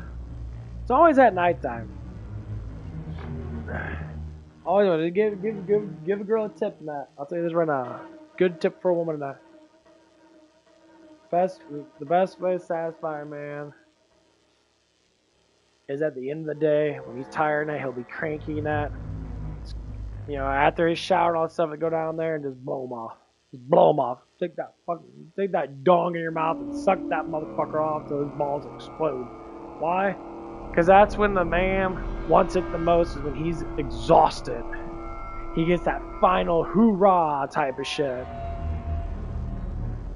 And if you want to sit there and sit on that, get yourself off too, that man ain't gonna fucking say shit. He'll figure out your titties and that, and he'll be like, let's do it. Yeah, you like me? I mean, for the time being, I do. Oh, you're so mean to me, but I like that you're a narcissist, you're toxic. I'm sure you do, bitch. Just keep calling me bitch. I like when you call me a bitch, daddy, you know what I mean? I remember that with my ex and that.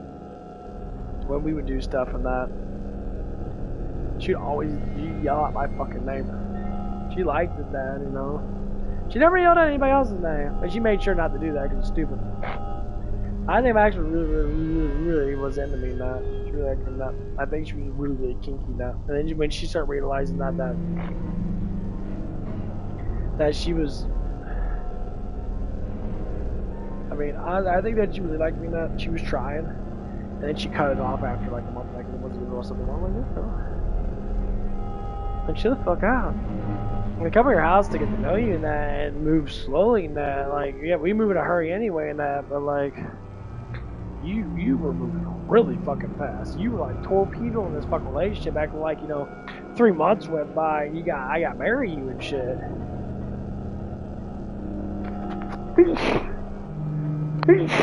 Our financials are not in line in that. There's nothing in line in that. And the first thing I told her that was like, let's just be happy together. You know, I come over here now. I don't mind paying for giving you $10-15 for gas and all that shit and that, or help you with, you know, certain things in your car and that because you're driving that. That's fine. I just want to be with you. I don't give a fuck if we don't go anywhere. It's just going into her apartment and that, and laying down with her and that, and just watching TV and shit like that. You know, it was enjoyable. We were watching two broke girls and that. And we were having fun with that. The thing is about men in that, women honestly think that we like everything that women do. No, we just like being with you. We don't fucking give a fuck what we do. Men don't do that. Just being with her made me happy. And I explained that to her. It's like, I just want to be with you. I don't give a fuck about all this bullshit. You just make me happy. And that's what it was.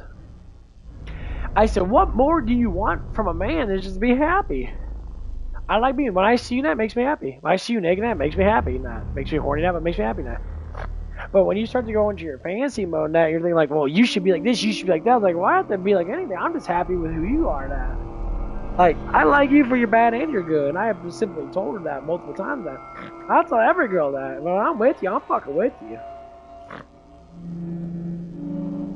But when you start going against me, and you start being a bitch towards me, then I'm just gonna be like, deuces, there's always another girl, and I'll fuck your next door neighbor now because she seems pretty cool.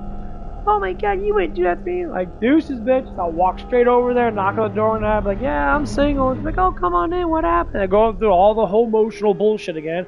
As long as that bitch has the hots for you, she'll listen to all your bullshit and that. She'll listen to all your emotions. Like, oh man, my ex is crazy and that. Like, I can't believe she treats you like that. That's literally how it works. And like, yeah. Because what I'm trying to say is, once you lose trust in someone, you can't get it back.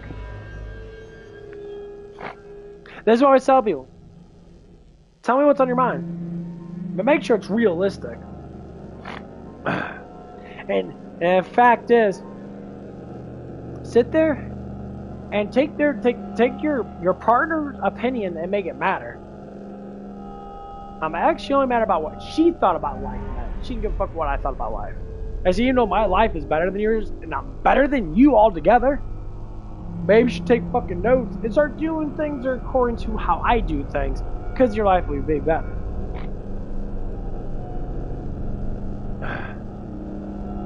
You know, I was trying, you know, and that's what it is. And this is why I started to learn stuff. I will never, ever fund a woman's life ever again. If that woman doesn't want to live and exist with the things that I have properly set up in my life and that, to make my life easier, set it harder than that, I don't want to be with you. And that's how you create a fucking narcissist fucking player. That narcissist, man, say, if you're not part of my life and that, the things that I do and that, then fuck you then. And that's how you get guys that bang you and fucking leave you. Because you don't want to be part of that. You want to do it for yourself. You want that status. You want to say, oh, my boyfriend's hot and that, just to have one.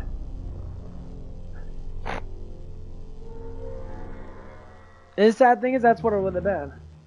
But I was dumbass. I gave in to the bullshit. I know that now. And the honest truth is, she told me that shit up front. So now I'm learning from it. That's why I talk about it. It's a learning curve for me.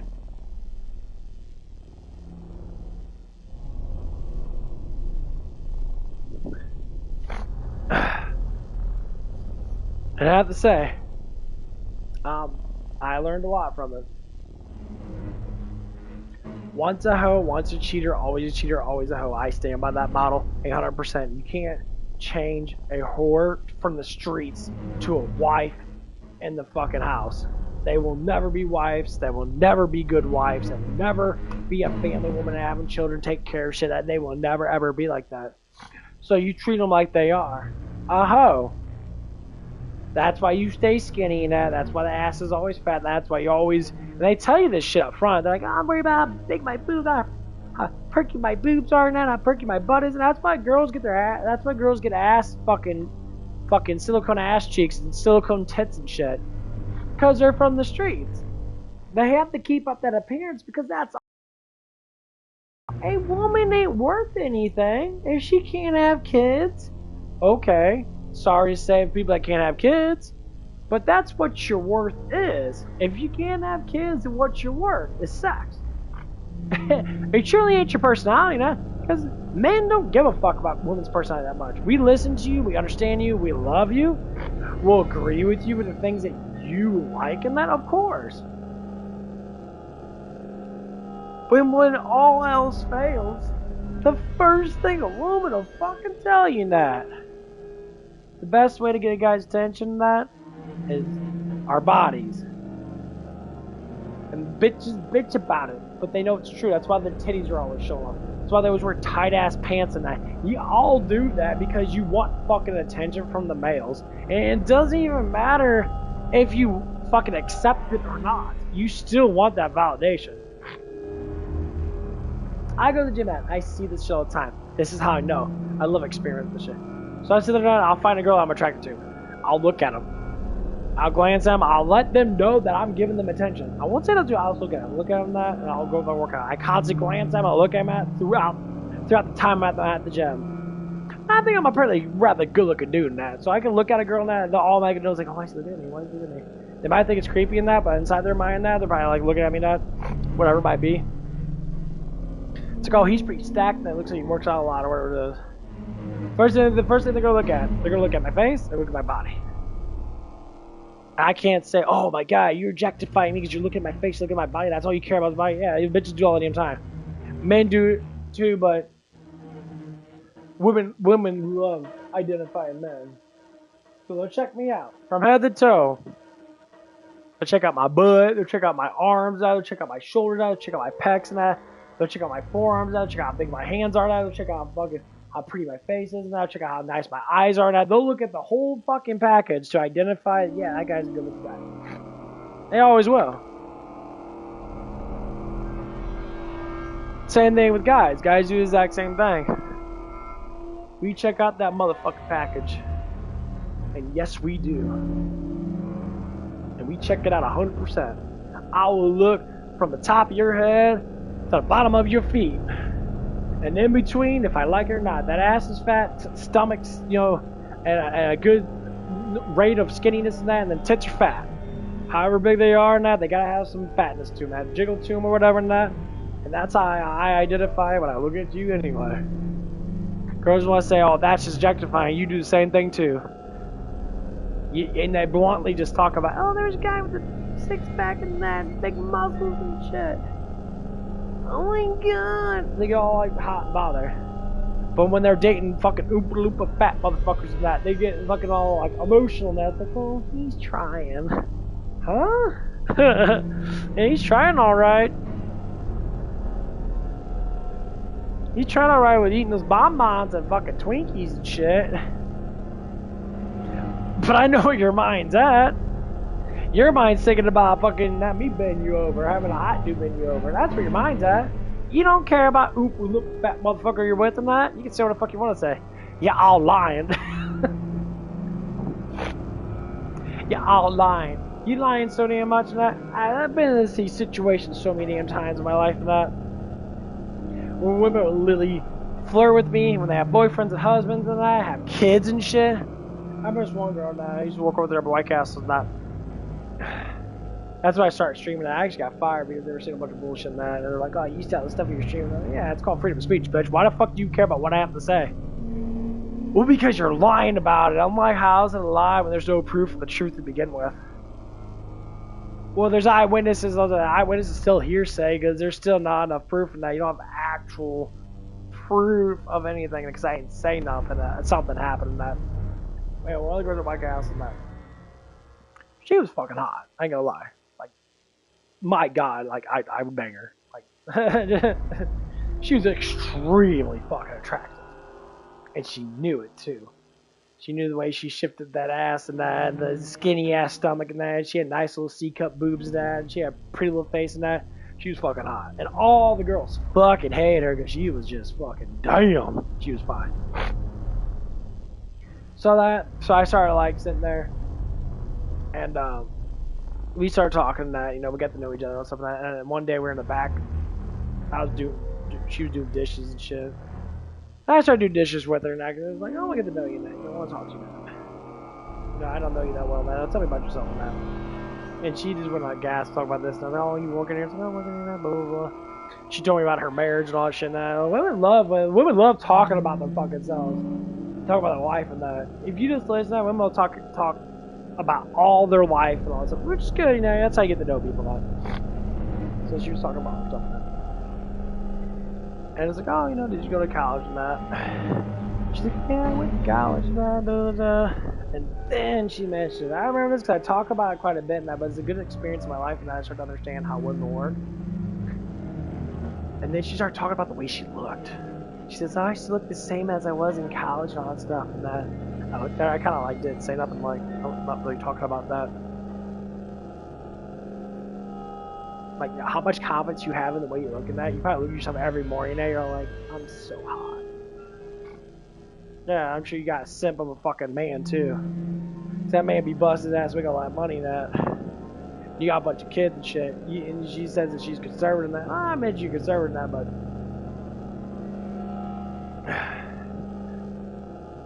saying that she was all pure and that I ain't drinking cause of her. Girl, you got railroad. That ass got railroad. I don't give a fuck what you have to say. Because you was like, oh, I was focused on my school and that. Then how the fuck you have no degree, no good job, and you fucking work here, bitch? What the fuck do you mean? You work? You working at White Castle, bitch?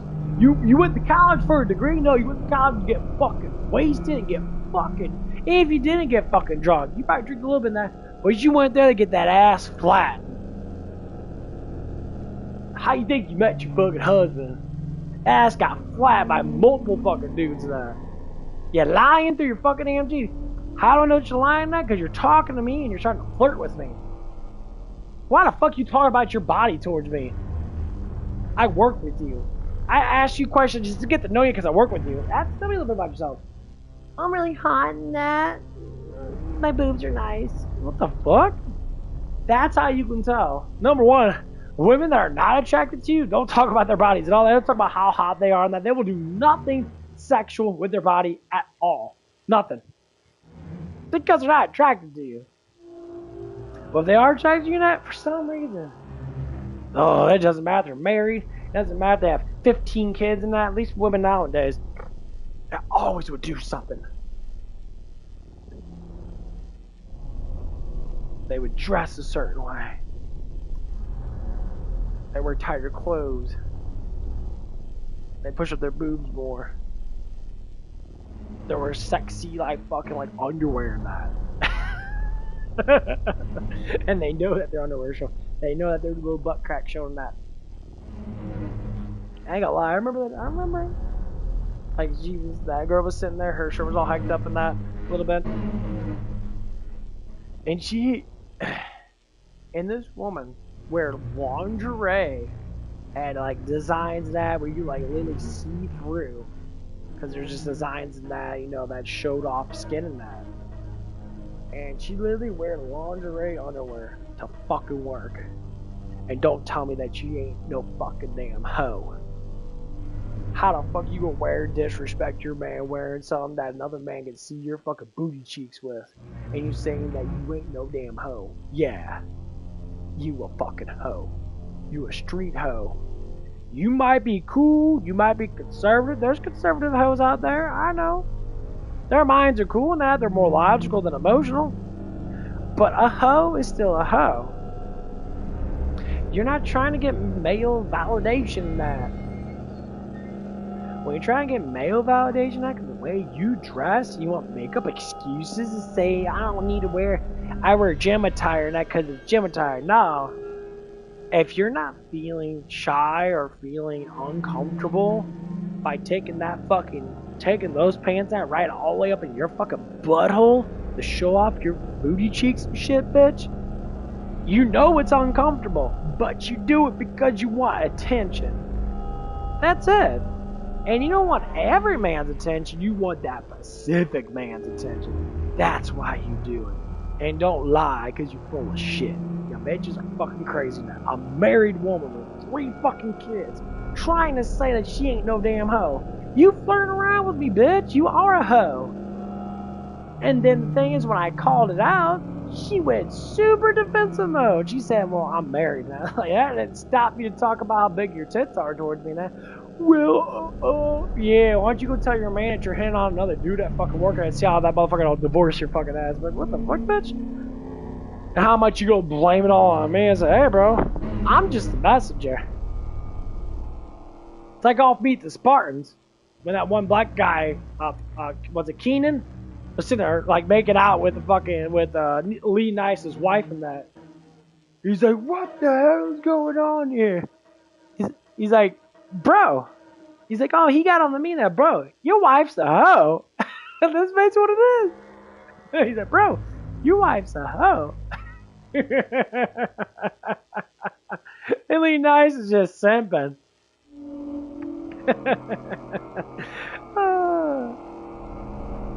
Bro, your wife's a hoe. Oh my god. That's not true. You came on to me, bitch. Because the truth is, men don't invade other people's relationships unless the woman accepts it. Sorry, bitches out there. That's the truth. If a guy knows that he can get women in that, say like myself, I know I can attract a lot of women. It's been happening my whole entire life.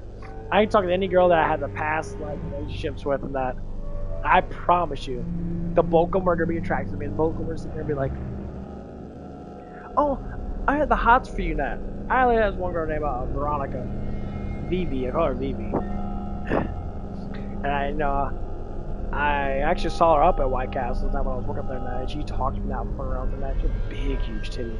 Oh my god, she knew I was trying to have a big old jug, and she always had big tits. But her tits were really big. She's like, I had a few kids and that. I'm like, what? Stop, cat. You have 2 kids? And they got watermelon titties, definitely. And she was trying to pick me up in that. I said, you're probably like the hottest girl in high school. You're tremendous. I mean, you're still hot now and that, but like, you're younger now. And she didn't care because she knew it. And she remembered the time that she was at the gym and I was sitting around with the dorky ass kids, and she just sat there by herself. And she just looked at me. And I noticed it because I look at her and she would look at me and then she kind of like just walked away. And she had like a tube top on that. Her stomach was showing a little bit.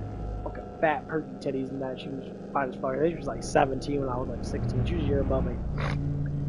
And she's like, yeah, it's like I always thought you were really cute in that, wearing your hoodie and all stuff. And I always thought you were really, attractive in that. I'm like, why did you ever come up to me? I was like, well, I was really shy in that. Hey, you ain't shy now. You had a lot of dick you need to practice off of. Anyway. And I always thought about that, like, yeah, big ass city, ain't gonna lie. Like, I love to tap that ass, honestly. Don't fuck it, you're, what, 36, 37 now? What else you got to do? No? You're probably on birth control because you have like 100 fucking kids. But what it really was is she wanted someone to take care of her, not. And so I look at that, going from that girl back White House and that. Complete lie, man. It's okay, and I didn't care, and it is what it is. They want to get mad at me, I'm like, you know what? That's just that's my opinion on you. So it doesn't matter if I'm right or wrong in that. It's just how I think of it. The thing is, when you think about it like that, and other men start to seeing that, it's like, yeah, man, I've noticed that you flirt up a lot of guys. You watch a fucking hoe, bro. Doesn't mean that she sleeps with the guys and that she's very flirtatious and that. You're not supposed to be flirtatious as a married woman. You're not supposed to flirt around with other dudes.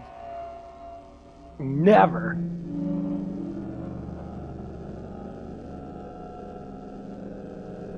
Never. That means that you're not dedicated. When you start flirting with other dudes and that, it means you are not dedicated to the man that you're with. All that sacrifice that man has to make all that money that. And this is what she told me that. We were in a conversation about not about a man making money that. It's like, oh, he works for AutoZone.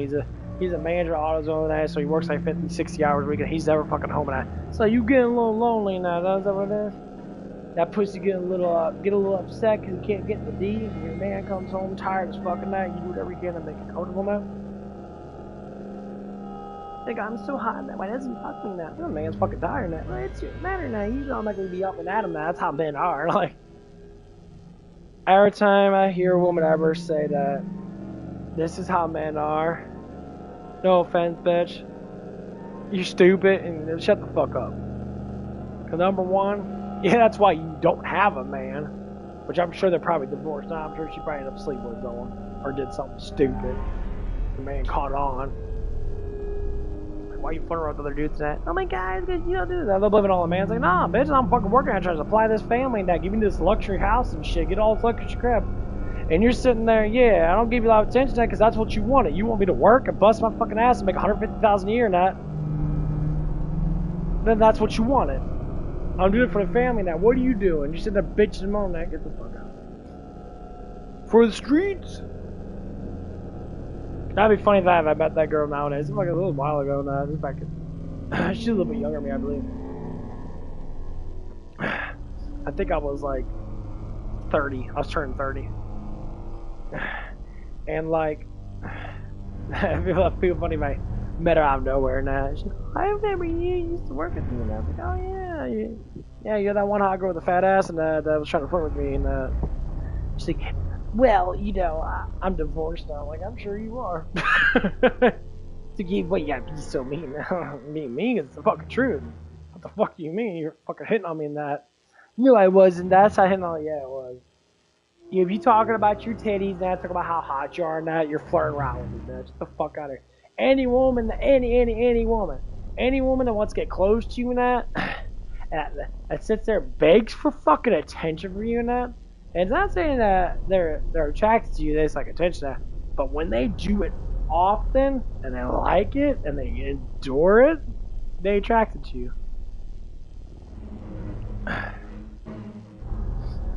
And especially when other girls get jealous of her. When other girls get jealous of her, that's how you know a woman's attracted to you. Guys, I've been at work the other day and I was sitting there, I was talking to one of the girls at work and that. She's cool as fuck. I actually like talking to her now. She's not really that. She gets angry and that, but she's like, it's like bullshit anger. So like, it just goes away. But she's super talkative. She's like flirtatious and that. I never take. See, that's what it is. I have self-control over that, like men should. I never take it too far in that. She's got a man that, so I don't take it too far in that. I just leave it. I leave it at plain sight. I never go above a certain medium emotionally. And honestly, I get so much fucking attention. I'll come in that, because we're playful towards each other. I always hear the other girl. I know she's a jealous woman in that. I know that she's a jealous woman because she expresses jealousy. Because she takes it to heart with, you know, how people act and that. She always gets mad. And I don't even care. Like, I'm like, ain't none of your fucking business when whoever I talk to in that. Number one, if you're getting jealous over that shit, that maybe you need to keep shit to yourself in that. See, we're supposed to be playing along together. But bitches never do it with other bitches. I'll tell you that right now. Women, that ain't women. The bitches never do it with other bitches. They mind their own business. These bitches never mind their own business. And they will always, always, always, always be jealous of other fucking bitches. Always. I tested it out multiple times that. And they don't like that. You know what I did? I sat there and I was at my other job and I work at the car wash and this one girl pulled in. Little hot little redhead. She's fine, nice little body, and she's a little older than me. I was confident around there, giving a little bit of attention. She loved it. She ate that shit up, man. She could if she could get bent over and get fucked, she'd probably get bent over and get fucked if I got close up to her or not. She played a big old game bullshit. Man, it was just fucking like you get bent over and get fucked by me immediately. So anyway, and then another girl pulls in. She was almost done back cleaning out her car. She's about to leave that. I said, it's like, well, I'm attracted to both of you girls, and I can't flirt around both of you, so one of you is gonna have to leave. And since you're almost done that, you'll be leaving, right? she didn't like it, but she ended up leaving in that. I started flirting with the other girl. The other girl had a big ass smile on her fucking face and that. Cause she was really like smiling and shit and be like, go give me attention now, oh my god. Like, you just a hoe too, so it ain't gonna matter. You both hoes. I'm just exchanging one flirtatious bitch off another one now, cause I gave her attention in time to give you attention. Two girls, same day. Both want attention from me. They both keep coming back. And they vac clean out their cars. They'll spend 15, 20 minutes doing that fucking shit.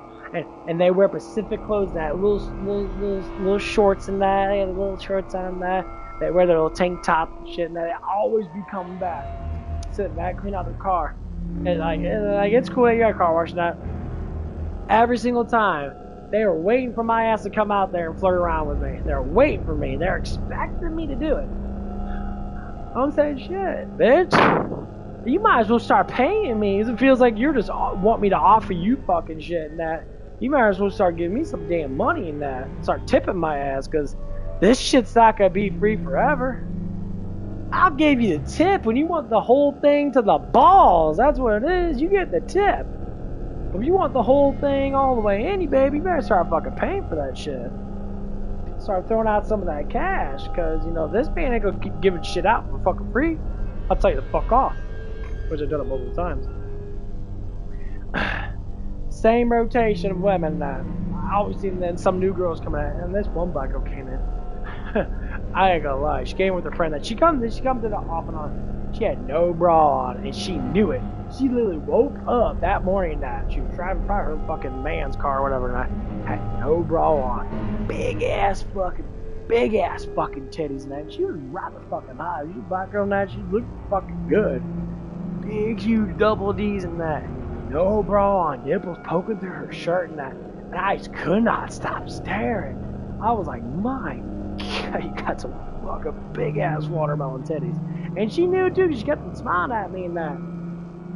I said, yeah, you one of those girls that wants that fucking dick, don't you?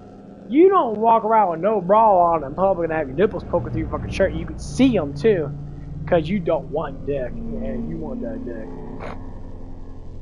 And I know damn well there ain't no motherfucking men in this fucking area that you want. And at my work or not, besides me, because I'm the most attractive one here. Like, okay. See, it's just how it is. Bitches are bitches. The streets are for the streets. And talk about jealousy, now they always get jealous. They get jealous now. She had her friend with her, and her friend was fucking. She would get all pissy and shit. Because I was staring at her friend, that she had big, huge titties. Yeah, she got big ass tits, and of course I was staring at her. And her friend was bad looking. She was a skinny little white girl and that, you know, she had a nice little butt and that, but like the girl, the other girl, she had big ass titties and showing all the nipples and shit. Of course it'll be fucking hot for you. Shit, you oil them motherfuckers up and have a good time. But that's what they're there for. Big boobs, yeah, they're there for a good time, and that's not marriageable. You can't marry some girl's tits. Shit, if you couldn't, that fuck. That's all you need. Shit, that'd be nice, but you can't. That's not how the world works. But anyway, that's so like, I look at all these scenarios that happen. I look at the scenarios, actual life experience, and that if I put a scenario on it and that to try to visualize it from a psychological perspective, I come with the conclusion. Could be a smart ass already. I come with the conclusion. That bitches want to bang me. Okay, conclusion set up. Factual truth. So now I know from experience. And now I can identify it every time I see that. It all comes down the same damn path. Always, always, always, always, always. Your man's least attractive. I'm more attractive. And you want my fucking dick. Game over. Player mode activated. I know how to play your fucking game. See how you figure it out? I got you, bitch. I already know. So I don't care anymore. I don't get involved with it because I already know. See, knowledge is power. I already fucking know it. And you know how to play that fucking the woman game? Every woman plays the same damn game. It might be slightly different because of personality and that. It's only all the same. So I try it out. I go up that steakhouse place. I'll probably go up a little bit later than that. Because all the hot waiters don't start coming in until after like 1 or something like that. So I'm almost ready to go to the damn gym that. Go out there and test that shit out again. Hit that fucking gym really fucking damn hard and that. Get jacked. I'll probably do some chest today. That's actually fucking nice. Do some chest and that. Guess yeah, it's doing that. Triceps don't really feel too bad. Yeah, actually triceps do hurt a little bit. The back part of them do. Yeah, they do hurt. I'm not gonna fuck with that. Biceps. Not really, not. Biceps hurt a little bit, but I could probably do a little bit. Just get a little bit of pump in there. But yeah, I test this stuff out for the experience and research. I do like to judge that, but like honestly, I'll tell you dead ass truth. I've been doing this shit for a while now. I never ever have a woman come up to me and try to ask me and try to talk to me. That most of the time never happens. That I mean, they can, but normally they don't. It's like conclusion. 7 Deadly Sins. The first guy, Melly Leonardo, whatever the fuck his name is. The Dragon Sin fights. Conclusion is, I'm an asshole. Yes, you are. But yeah, so going back to my job and that, like, this is all psychologics. I don't really care about it. It's just fun to talk about because I see it. They can lie about all they want. That whatever. I don't care. No, it doesn't mean nothing to me because if I don't react to you and I don't give you the 50%, then it doesn't matter. Like if someone moves 50% in that and you react to that 50% too, that means conclusion. It's 100% chance. It's 100%, which means that you guys are fully on the vaccinated.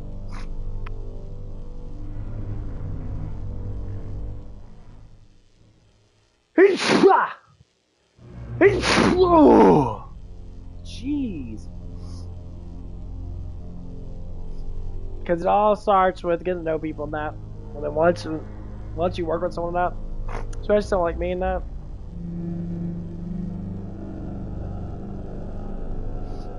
I'm always zoned the fuck out. I put my earbud in, I listen to music and that, or I'll listen to a movie and that, I'll laugh to myself and that. And I always get accused like, what are you laughing at? I'm like, oh, I'm listening to a movie. I'm thinking that while I'm working that because it's not super loud. I can still hear you that, but I gotta listen to it. I got the picture in my head that I'll like listen to Grandma's Boy or something like that. I watched from the early 2000s. I memorize it. I memorize all the scenes in that, so I just listen to it now. I already know what's happening. Or I listen to music and that. I'll almost start listening to movie reviews and that. Been watching Angry Joe show again because he does pretty good movie reviews now. They're actually kind of funny. That dude's actually pretty funny. He's just a very libertarian type person. But he's pretty cool. Anyway, going back to what I was saying now. So I was at work at that, and I was going by the back room and I was getting something out of the freezer or refrigerator or whatever. And one of the girls was sitting there. She had a broom out and that, and I was kind of like kicking the broom out of the way and that, kind of like fucking with her and that. And I started kicking the broom and that. And she was getting all this attention and that. She was laughing and it was making her happy and that. Instantly, another woman feels happiness. The other woman I'm working at, this is what she said. Now, again, like I said before, I really don't care about how these women feel in that because that has nothing to do with me. I do what the fuck I want to do. Their own feelings are their own feelings. That, whatever, don't care. And she said this. She said, "Stop messing around with her." I was like, "Excuse me? So you keep messing around with her and like, why does it concern you?" Well, because we're at work and that. I'm like, oh, what do you mean? We ain't doing nothing right now. Well, what you really mean? I mean, I didn't say this, but that's basically what it felt like. Feelings. I'm like, number one, that's controlling me. Number two, that I'm not your fucking bitch. Okay? You might think that because you work. But you already know, when I step in this motherfucking place, this is my damn domain. And I do my job better than almost anybody else. And I get to do what I fucking please. If I have to go piss and that, my ass goes piss. You could suffer for a minute. And I can come back in, I'll get right back to work. I'll say I'm going to the bathroom that. Or if we're not busy now, I go between when we're not busy that. I'll go take a piss in that. I don't need to listen to you. I don't need to listen to your bullshit in that because, you know, it's not your job to maintain my work when I already know how to work. This is my domain. Anything I step in, especially when I have control over my own self in that, my own little radius, is my domain. I don't give a fuck about what you have to say. If you want to tell me I do my job in that, I will listen, and I will try to promote better things in that, the best of my abilities in that. Like she taught me, is like, oh, you need to stop rolling your burritos like a square, or whatever the fuck it is. You know, I make burritos, make tacos in that. Like, okay, you need to do more elongated. I'm like, okay. So I start practicing it right away. The next one I made was elongated. And she's like, wow, you listen. I'm like, because this is my job. This ain't a personal life. You guys want me to do a specific way, then I'll have to do a specific way. I mean, not all the time it's going to be like that. No. That's what you say. But then again, no one complains about that because they eat anyway. But you're trying to promote and teach me, like, that's fine. I never see people ever fucking do it. I'll say the truth. Some people do, some people don't. Like, okay, it's like, I'll try to do my best in that, and I start doing it. And that was it. If it's work related, I'll listen. But if it's personal related, you get into like personal stuff and that, like you're trying to agitate me, then nah, fuck you, get the fuck out of my way. Like, go. And I mentioned over and over again, so you get mad at me, I will walk the fuck off this line. I'm not saying that I wasn't being ignorant, I was being nice and say, I'll walk off this fucking line if you get mad at me, that. Because that's what happened. I proved it off day in, day out. I'll walk off the line, you work by yourself, because I don't want you to be mad at me. I don't need that tension. I said, this is my fucking domain. You're touching it with my emotional psyche and that. And if I get to the point where it's like, you're getting offensive with me, and I think everybody should like this, you're being personal, it's a personal thing, if you're being personal with me in that, I'm like, stop the fuck off. Do your fucking job, please. You somebody else be ignorant back. And you don't want no big old motherfucker like me not being ignorant towards you, because what are you gonna do? This is your fault. You ain't gonna do nothing. Someone will be nice, as a gentleman should. Step the fuck off. Because you know And then you step the fuck off and you start realizing it. I think that you start realizing that because I play no damn games. I'm getting better now, you know, it's a good thing. I talk about the good and bad in everybody. Even myself, and that, you know, I try to at least as much as can. Because if it's work related, it's work related. Just work. I say if you want to have fun in that, have fun in that. If you want to talk to me, flirt with me in that a little bit, that's fine. I mean, they admit to it that they do, and that's fine. I'm not gonna take it seriously. Because we're just having fun. If you actually bump up against me and that, I'm not going to be like, oh my god, you bumped against me. I'll be like, ah, it's just another day at work. And I'm not going to think anything past it. I'm not going to be like, hey baby, that ass is fat. I don't know. I have plenty of ass in my life. It all looks the fucking same to me. There ain't nothing special. There ain't nothing special anymore. I see plenty of ass, see plenty of pussy, I see plenty of booty hole, I see plenty of titties and that. I see plenty of fucking, you know, made out and kissed and that. It's all the same bullshit. I don't give a fuck anymore. This is why women like older men, because we just don't care. And they try real fucking hard. They try real fucking hard to get with those men because they don't care. They're like, well, we have to care about me because I'm special and that. Your tits are nice. Oh, God, give me attention. Start praising you more. I don't give about it. And they try even more. Like, well, there's other things about me that you don't know. That you suck a lot of dick. Oh my god, how'd you know? Oh my god. Where am I? Oh my god. I love that scene. Scary Movie 3 at the very beginning, that with Pamela Anderson. And one of the girls just talking about, like, something happened with some girl that was a porn nut. And the guy was like, fucking her in this room, that room, this room, that room. He's like, oh baby, I love you and that. And she's like, where am I? Like, she was just completely clueless where she was. But yeah. And guess what happens? When you get into someone's domain and they start disciplining you and start being like, this is just work and that, you do not get emotional towards me in that. Because, number one, you ain't gonna handle what I have to say in that because I'll blatantly tell you the flat out fucking truth. In a nice way or in a very dickheaded way. Show your fangs a little bit so people notice that you mean business. This is the oldest of oldest rules of the book. You show your fangs in that. Tell them that motherfucker, I mean business, bitch. They always stop because weak people that do these aggressive outbursts of anger and that already know that they're just all bark and no fucking bite. They all talk. They talk. And then when you start showing strength, especially towards a woman and you're sitting there and you show feats of strength that they know they can't do and they wish they couldn't because some of these feminist women think they're stronger than men. Okay, you're retarded. Then they start putting themselves into the mindset, maybe I pushed it too far, I shouldn't be doing that because he actually isn't really a good person, he's working really hard and that, maybe I'm the one that's being stupid.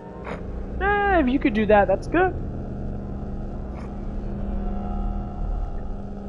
And that's when discipline comes in. It's hard to discipline yourself, but it's easy to be disciplined by someone else because that person doesn't have to fucking care. They'll say it up front. They're like, oh, why are you being so mean? And I'm like, because you are taking something that's so fucking easy and you're making it really fucking hard. That's the reason why. And then you tried to involve me with your bullshit. That's the reason why. And I don't want to involve your bullshit because I'm not your man. I'm not part of your life. I'm just here. My job to go home. Hi, Bobbies. Zoe. Zoe.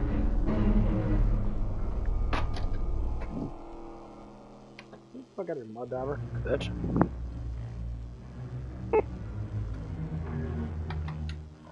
Hey, Boogie Butt. Come on, boo-boos. Come on. Hi, BBs. Come on, stop smelling. Get your ass in here, turd bucket. What are you doing? Come here. Hi, BBs. It's a warm outside. Yeah, the sun's bright.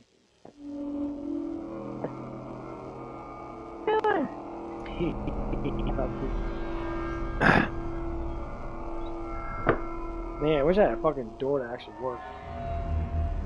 Yeah, I need to get a thicker door, a soundproof door, and that's when it's shut and it cuts all the sound off from the other outside.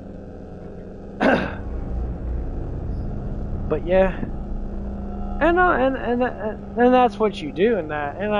Is it a mean thing to do to be an asshole like that? Yeah, to a certain extent, it can be in that. But like, if it's personal, it's fucking personal. If it's work, it's work. That's what I tell you. What you separate your personal life from your work life in that. Like actually, what's happening right now, then that's good. But when you can't separate your personal life from that, to a certain extent that you get emotional in that. I know it's hard to do, and trust me, I know. I talk about my personal life and that too, and that, but I keep it nice and short. I don't put a lot of emotions to it, but other people do. I keep it short and simple, as much as I can. If I do talk about something like that, like say like my dating life and that, I'll tell you all the hoes I've been with. Got them all in my head already. All the girls I've been, functionally, semi-sexual with and that. Yeah, I may not know all their names, but I know a lot of them. Can't remember all of them. That's just how it is.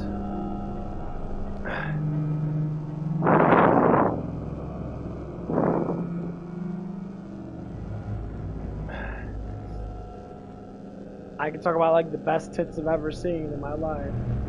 There's one girl named Kayla Bench. She had such a fucking. She showed me a butt ass, take a picture of herself and that. Gave it to me and that. Man, she had fantastic tits on her. Oh, she had big titties too and that. Her like a D cup and that. She was fantastically attractive. Anyway, I digress. I remember that picture. Big ass titties. But anyway, in that, like, it is being mean. This is all psychology right now. It is being mean to express yourself in that, but you have to stand up for yourself. And what makes a man more attractive to a woman that is when they do stand up for themselves. Because that shows finesse. Shows that you're just like, man, that's shit. It's like, I will knock you the fuck out. You fucking you start harassing me and that. I'll get right up in your fucking face. I'll be nice up front and that, and give you a fair warning and that. But you gotta know, I am still a fucking man, and my arms are bigger than your head, give or take. Depends how big your head is. When you see a guy with rather big ass arms and that, and you know that he can pick up 100 pounds pretty fucking easily in that, and you want to sit there and fuck around, then you gotta find out. And it sucks, but that's just how it is. So don't play that fucking game. If you play a fucking game, you always will get hurt. And when you get hurt in that, it sucks. You gotta be careful.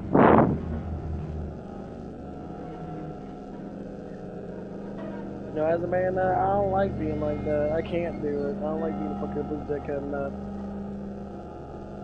I want to be nice and shit as much as I can be. But if I have to be a fucking douchebag in that, then for my own emotional safety in that, then more or less likely it's fucking game time. I'm not gonna care. Yeah.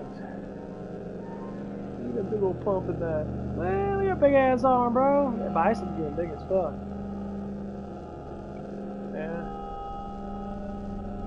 They're getting bigger than that. Getting there.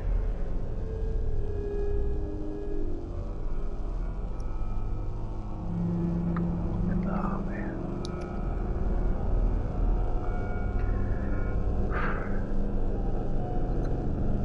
Might leave here a little bit.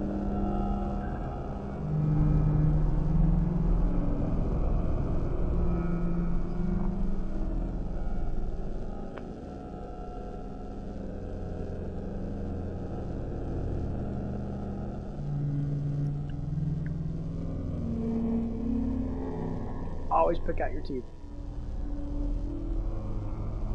At least certain part of your teeth. Some part of your teeth that you never need to pick out that because they're too close together. But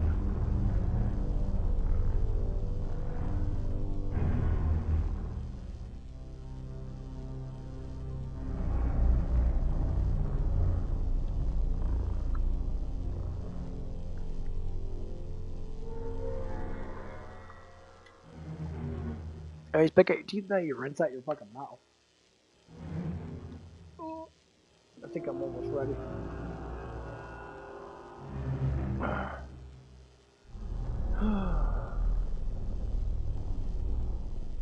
But yeah, that's what you have to do.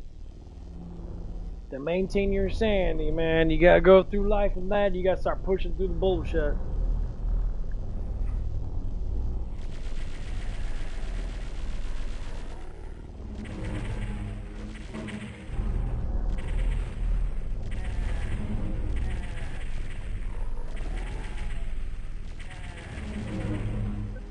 Kinda wanna play my N64 again.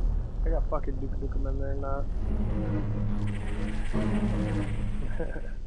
Got the original Duke Nukem. They remade the Duke Nukem in that. Gearbox did, I believe, or Bethesda did. I think it was Gearbox that did it. Yeah, I'm talking about bringing back Duke Nukem and that. Yeah, bring back Duke Nukem. Duke Nukem was a fucking 90s icon, man. Steroid out, fucking Jack doing that, fucking a bunch of big ass titty bitches and that. That's the fucking life. You got both, Steve. Something like that. I might see if I can buy Silent Hill F. Black Ops 7? Jeez.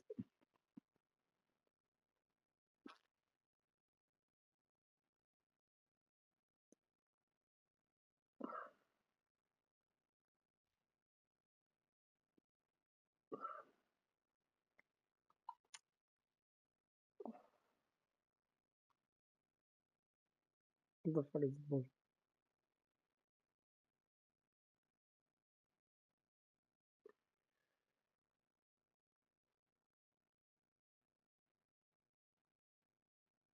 That game looks pretty cool. It's like a Don't Man Cry type game, but it's fucking. I got 1 star rating. It's at 1.84.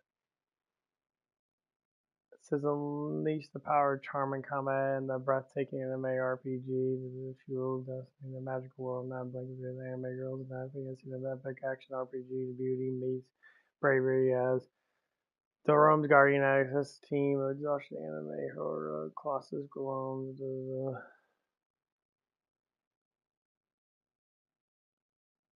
They have so many fucking like games out there.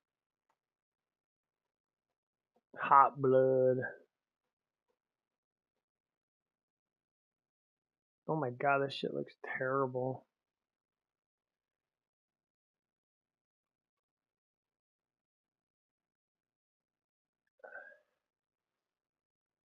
Got 4 point. Yeah, they got 4.34. Got a lot of 5 star reviews.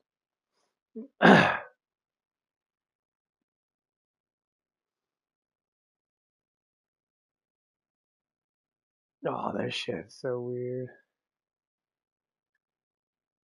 4 point. Yeah, 2.48.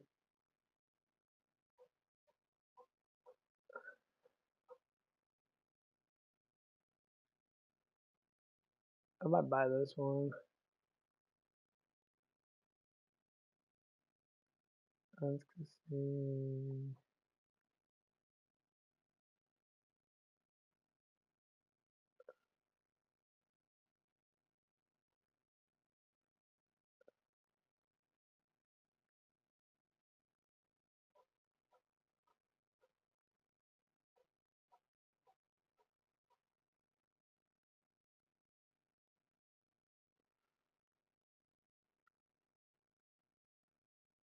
Oh, this is the lollipop.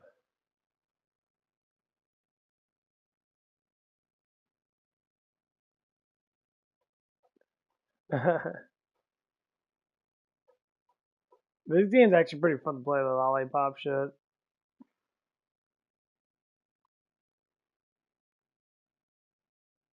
She's really fucking hot though. Blonde girl with big ass titties. Yeah. I don't know if I get the hot blood. Anime girl fancy. Yeah, they got really low star.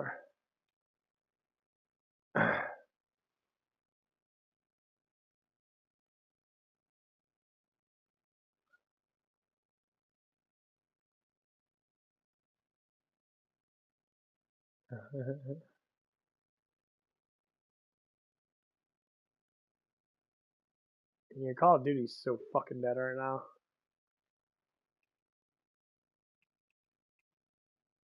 What we're gonna do is we're gonna go to search.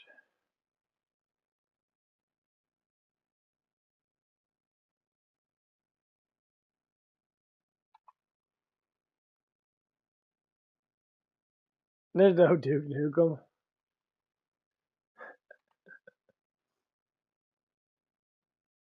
Duke Nukem forever.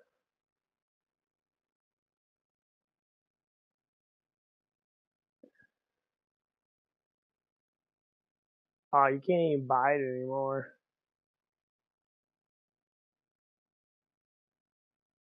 2012. You can't even buy it. You have to upgrade the Plus Premium to be able to play it. That's fucking hilarious. You can't even fucking get it anymore.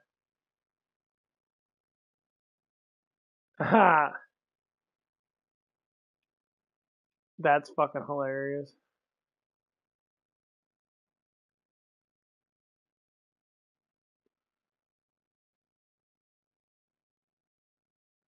Metal Gear Solid 4 Snake Eater. Yeah.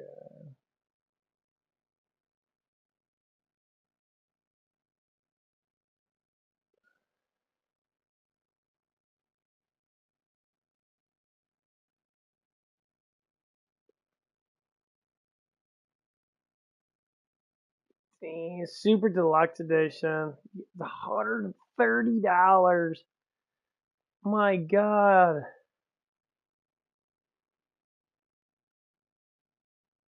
You get some skins and shit. My God, that's so much. Pre-order, receive the glide pack and that. 4 pieces of legendary gear to climb the level to the level cap.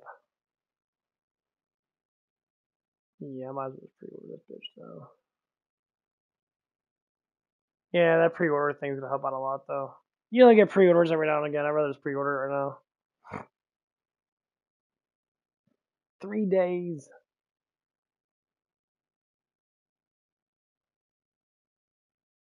Break free. It says all that.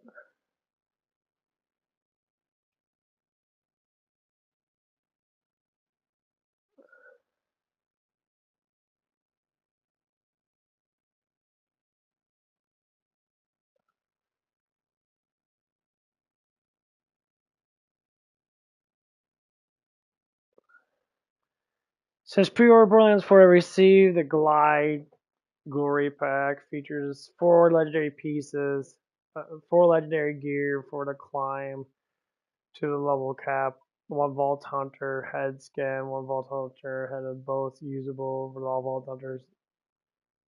Okay, pre-order is awfully available until launch. Now the glory package for purchase of that.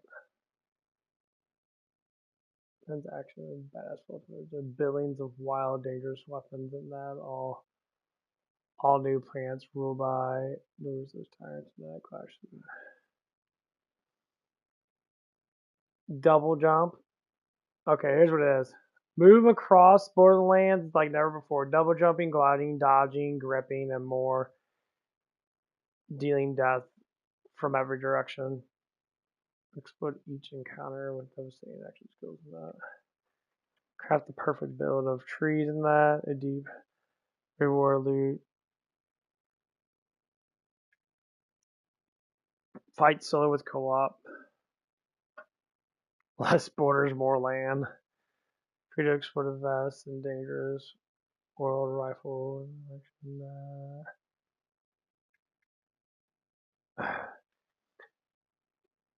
All I have to say about Borderlands, they do make it better every damn time. Like from 2 to 3, 3 had the slide in that, and you had, you moved a lot faster in that in certain extenses, and like the power level, the guns were actually better. I can't lie, that this is gonna be a better game. Because they keep on doing shit. They keep adding on more to it. Like for Borderlands 1, that there ain't no guns for Borderlands 1 that are in 2. 2 was so legendary in that they actually use the same. They always gotta have the infinite pistol. Always.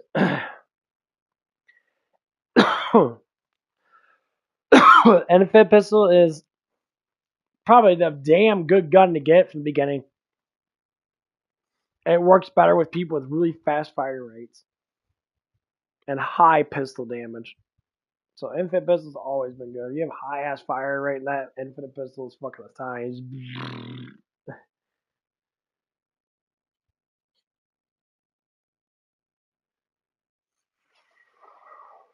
I'm sure there's some people that use infinite pistol and it shoots like 100 rounds per fucking like second because they have so much fucking fire rate.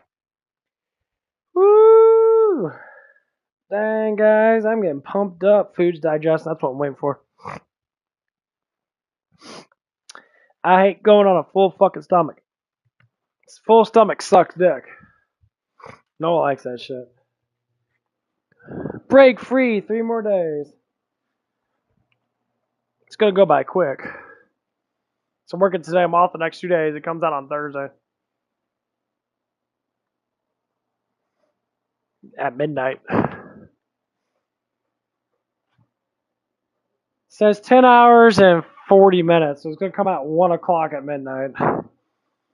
Or after midnight on Thursday.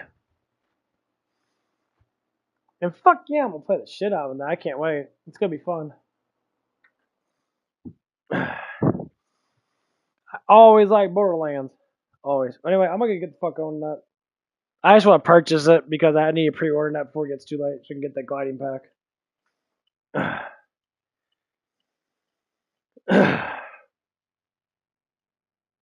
Yep, it went through. Okay. Nice. Okay. Okay. Yeah, I just want to make sure it went through that because that fraud thing came up in that, and I caught it just in time so them. And normally they call you too if you don't catch it. Anyway, get the fuck out of here. God bless. Stay straightforward with your life and that. I understand people get emotional in that, but you gotta protect yourself. So always tell the truth about how you feel that about certain situations that keeps you from not being depressed. Anyway, see you guys later. Deuces.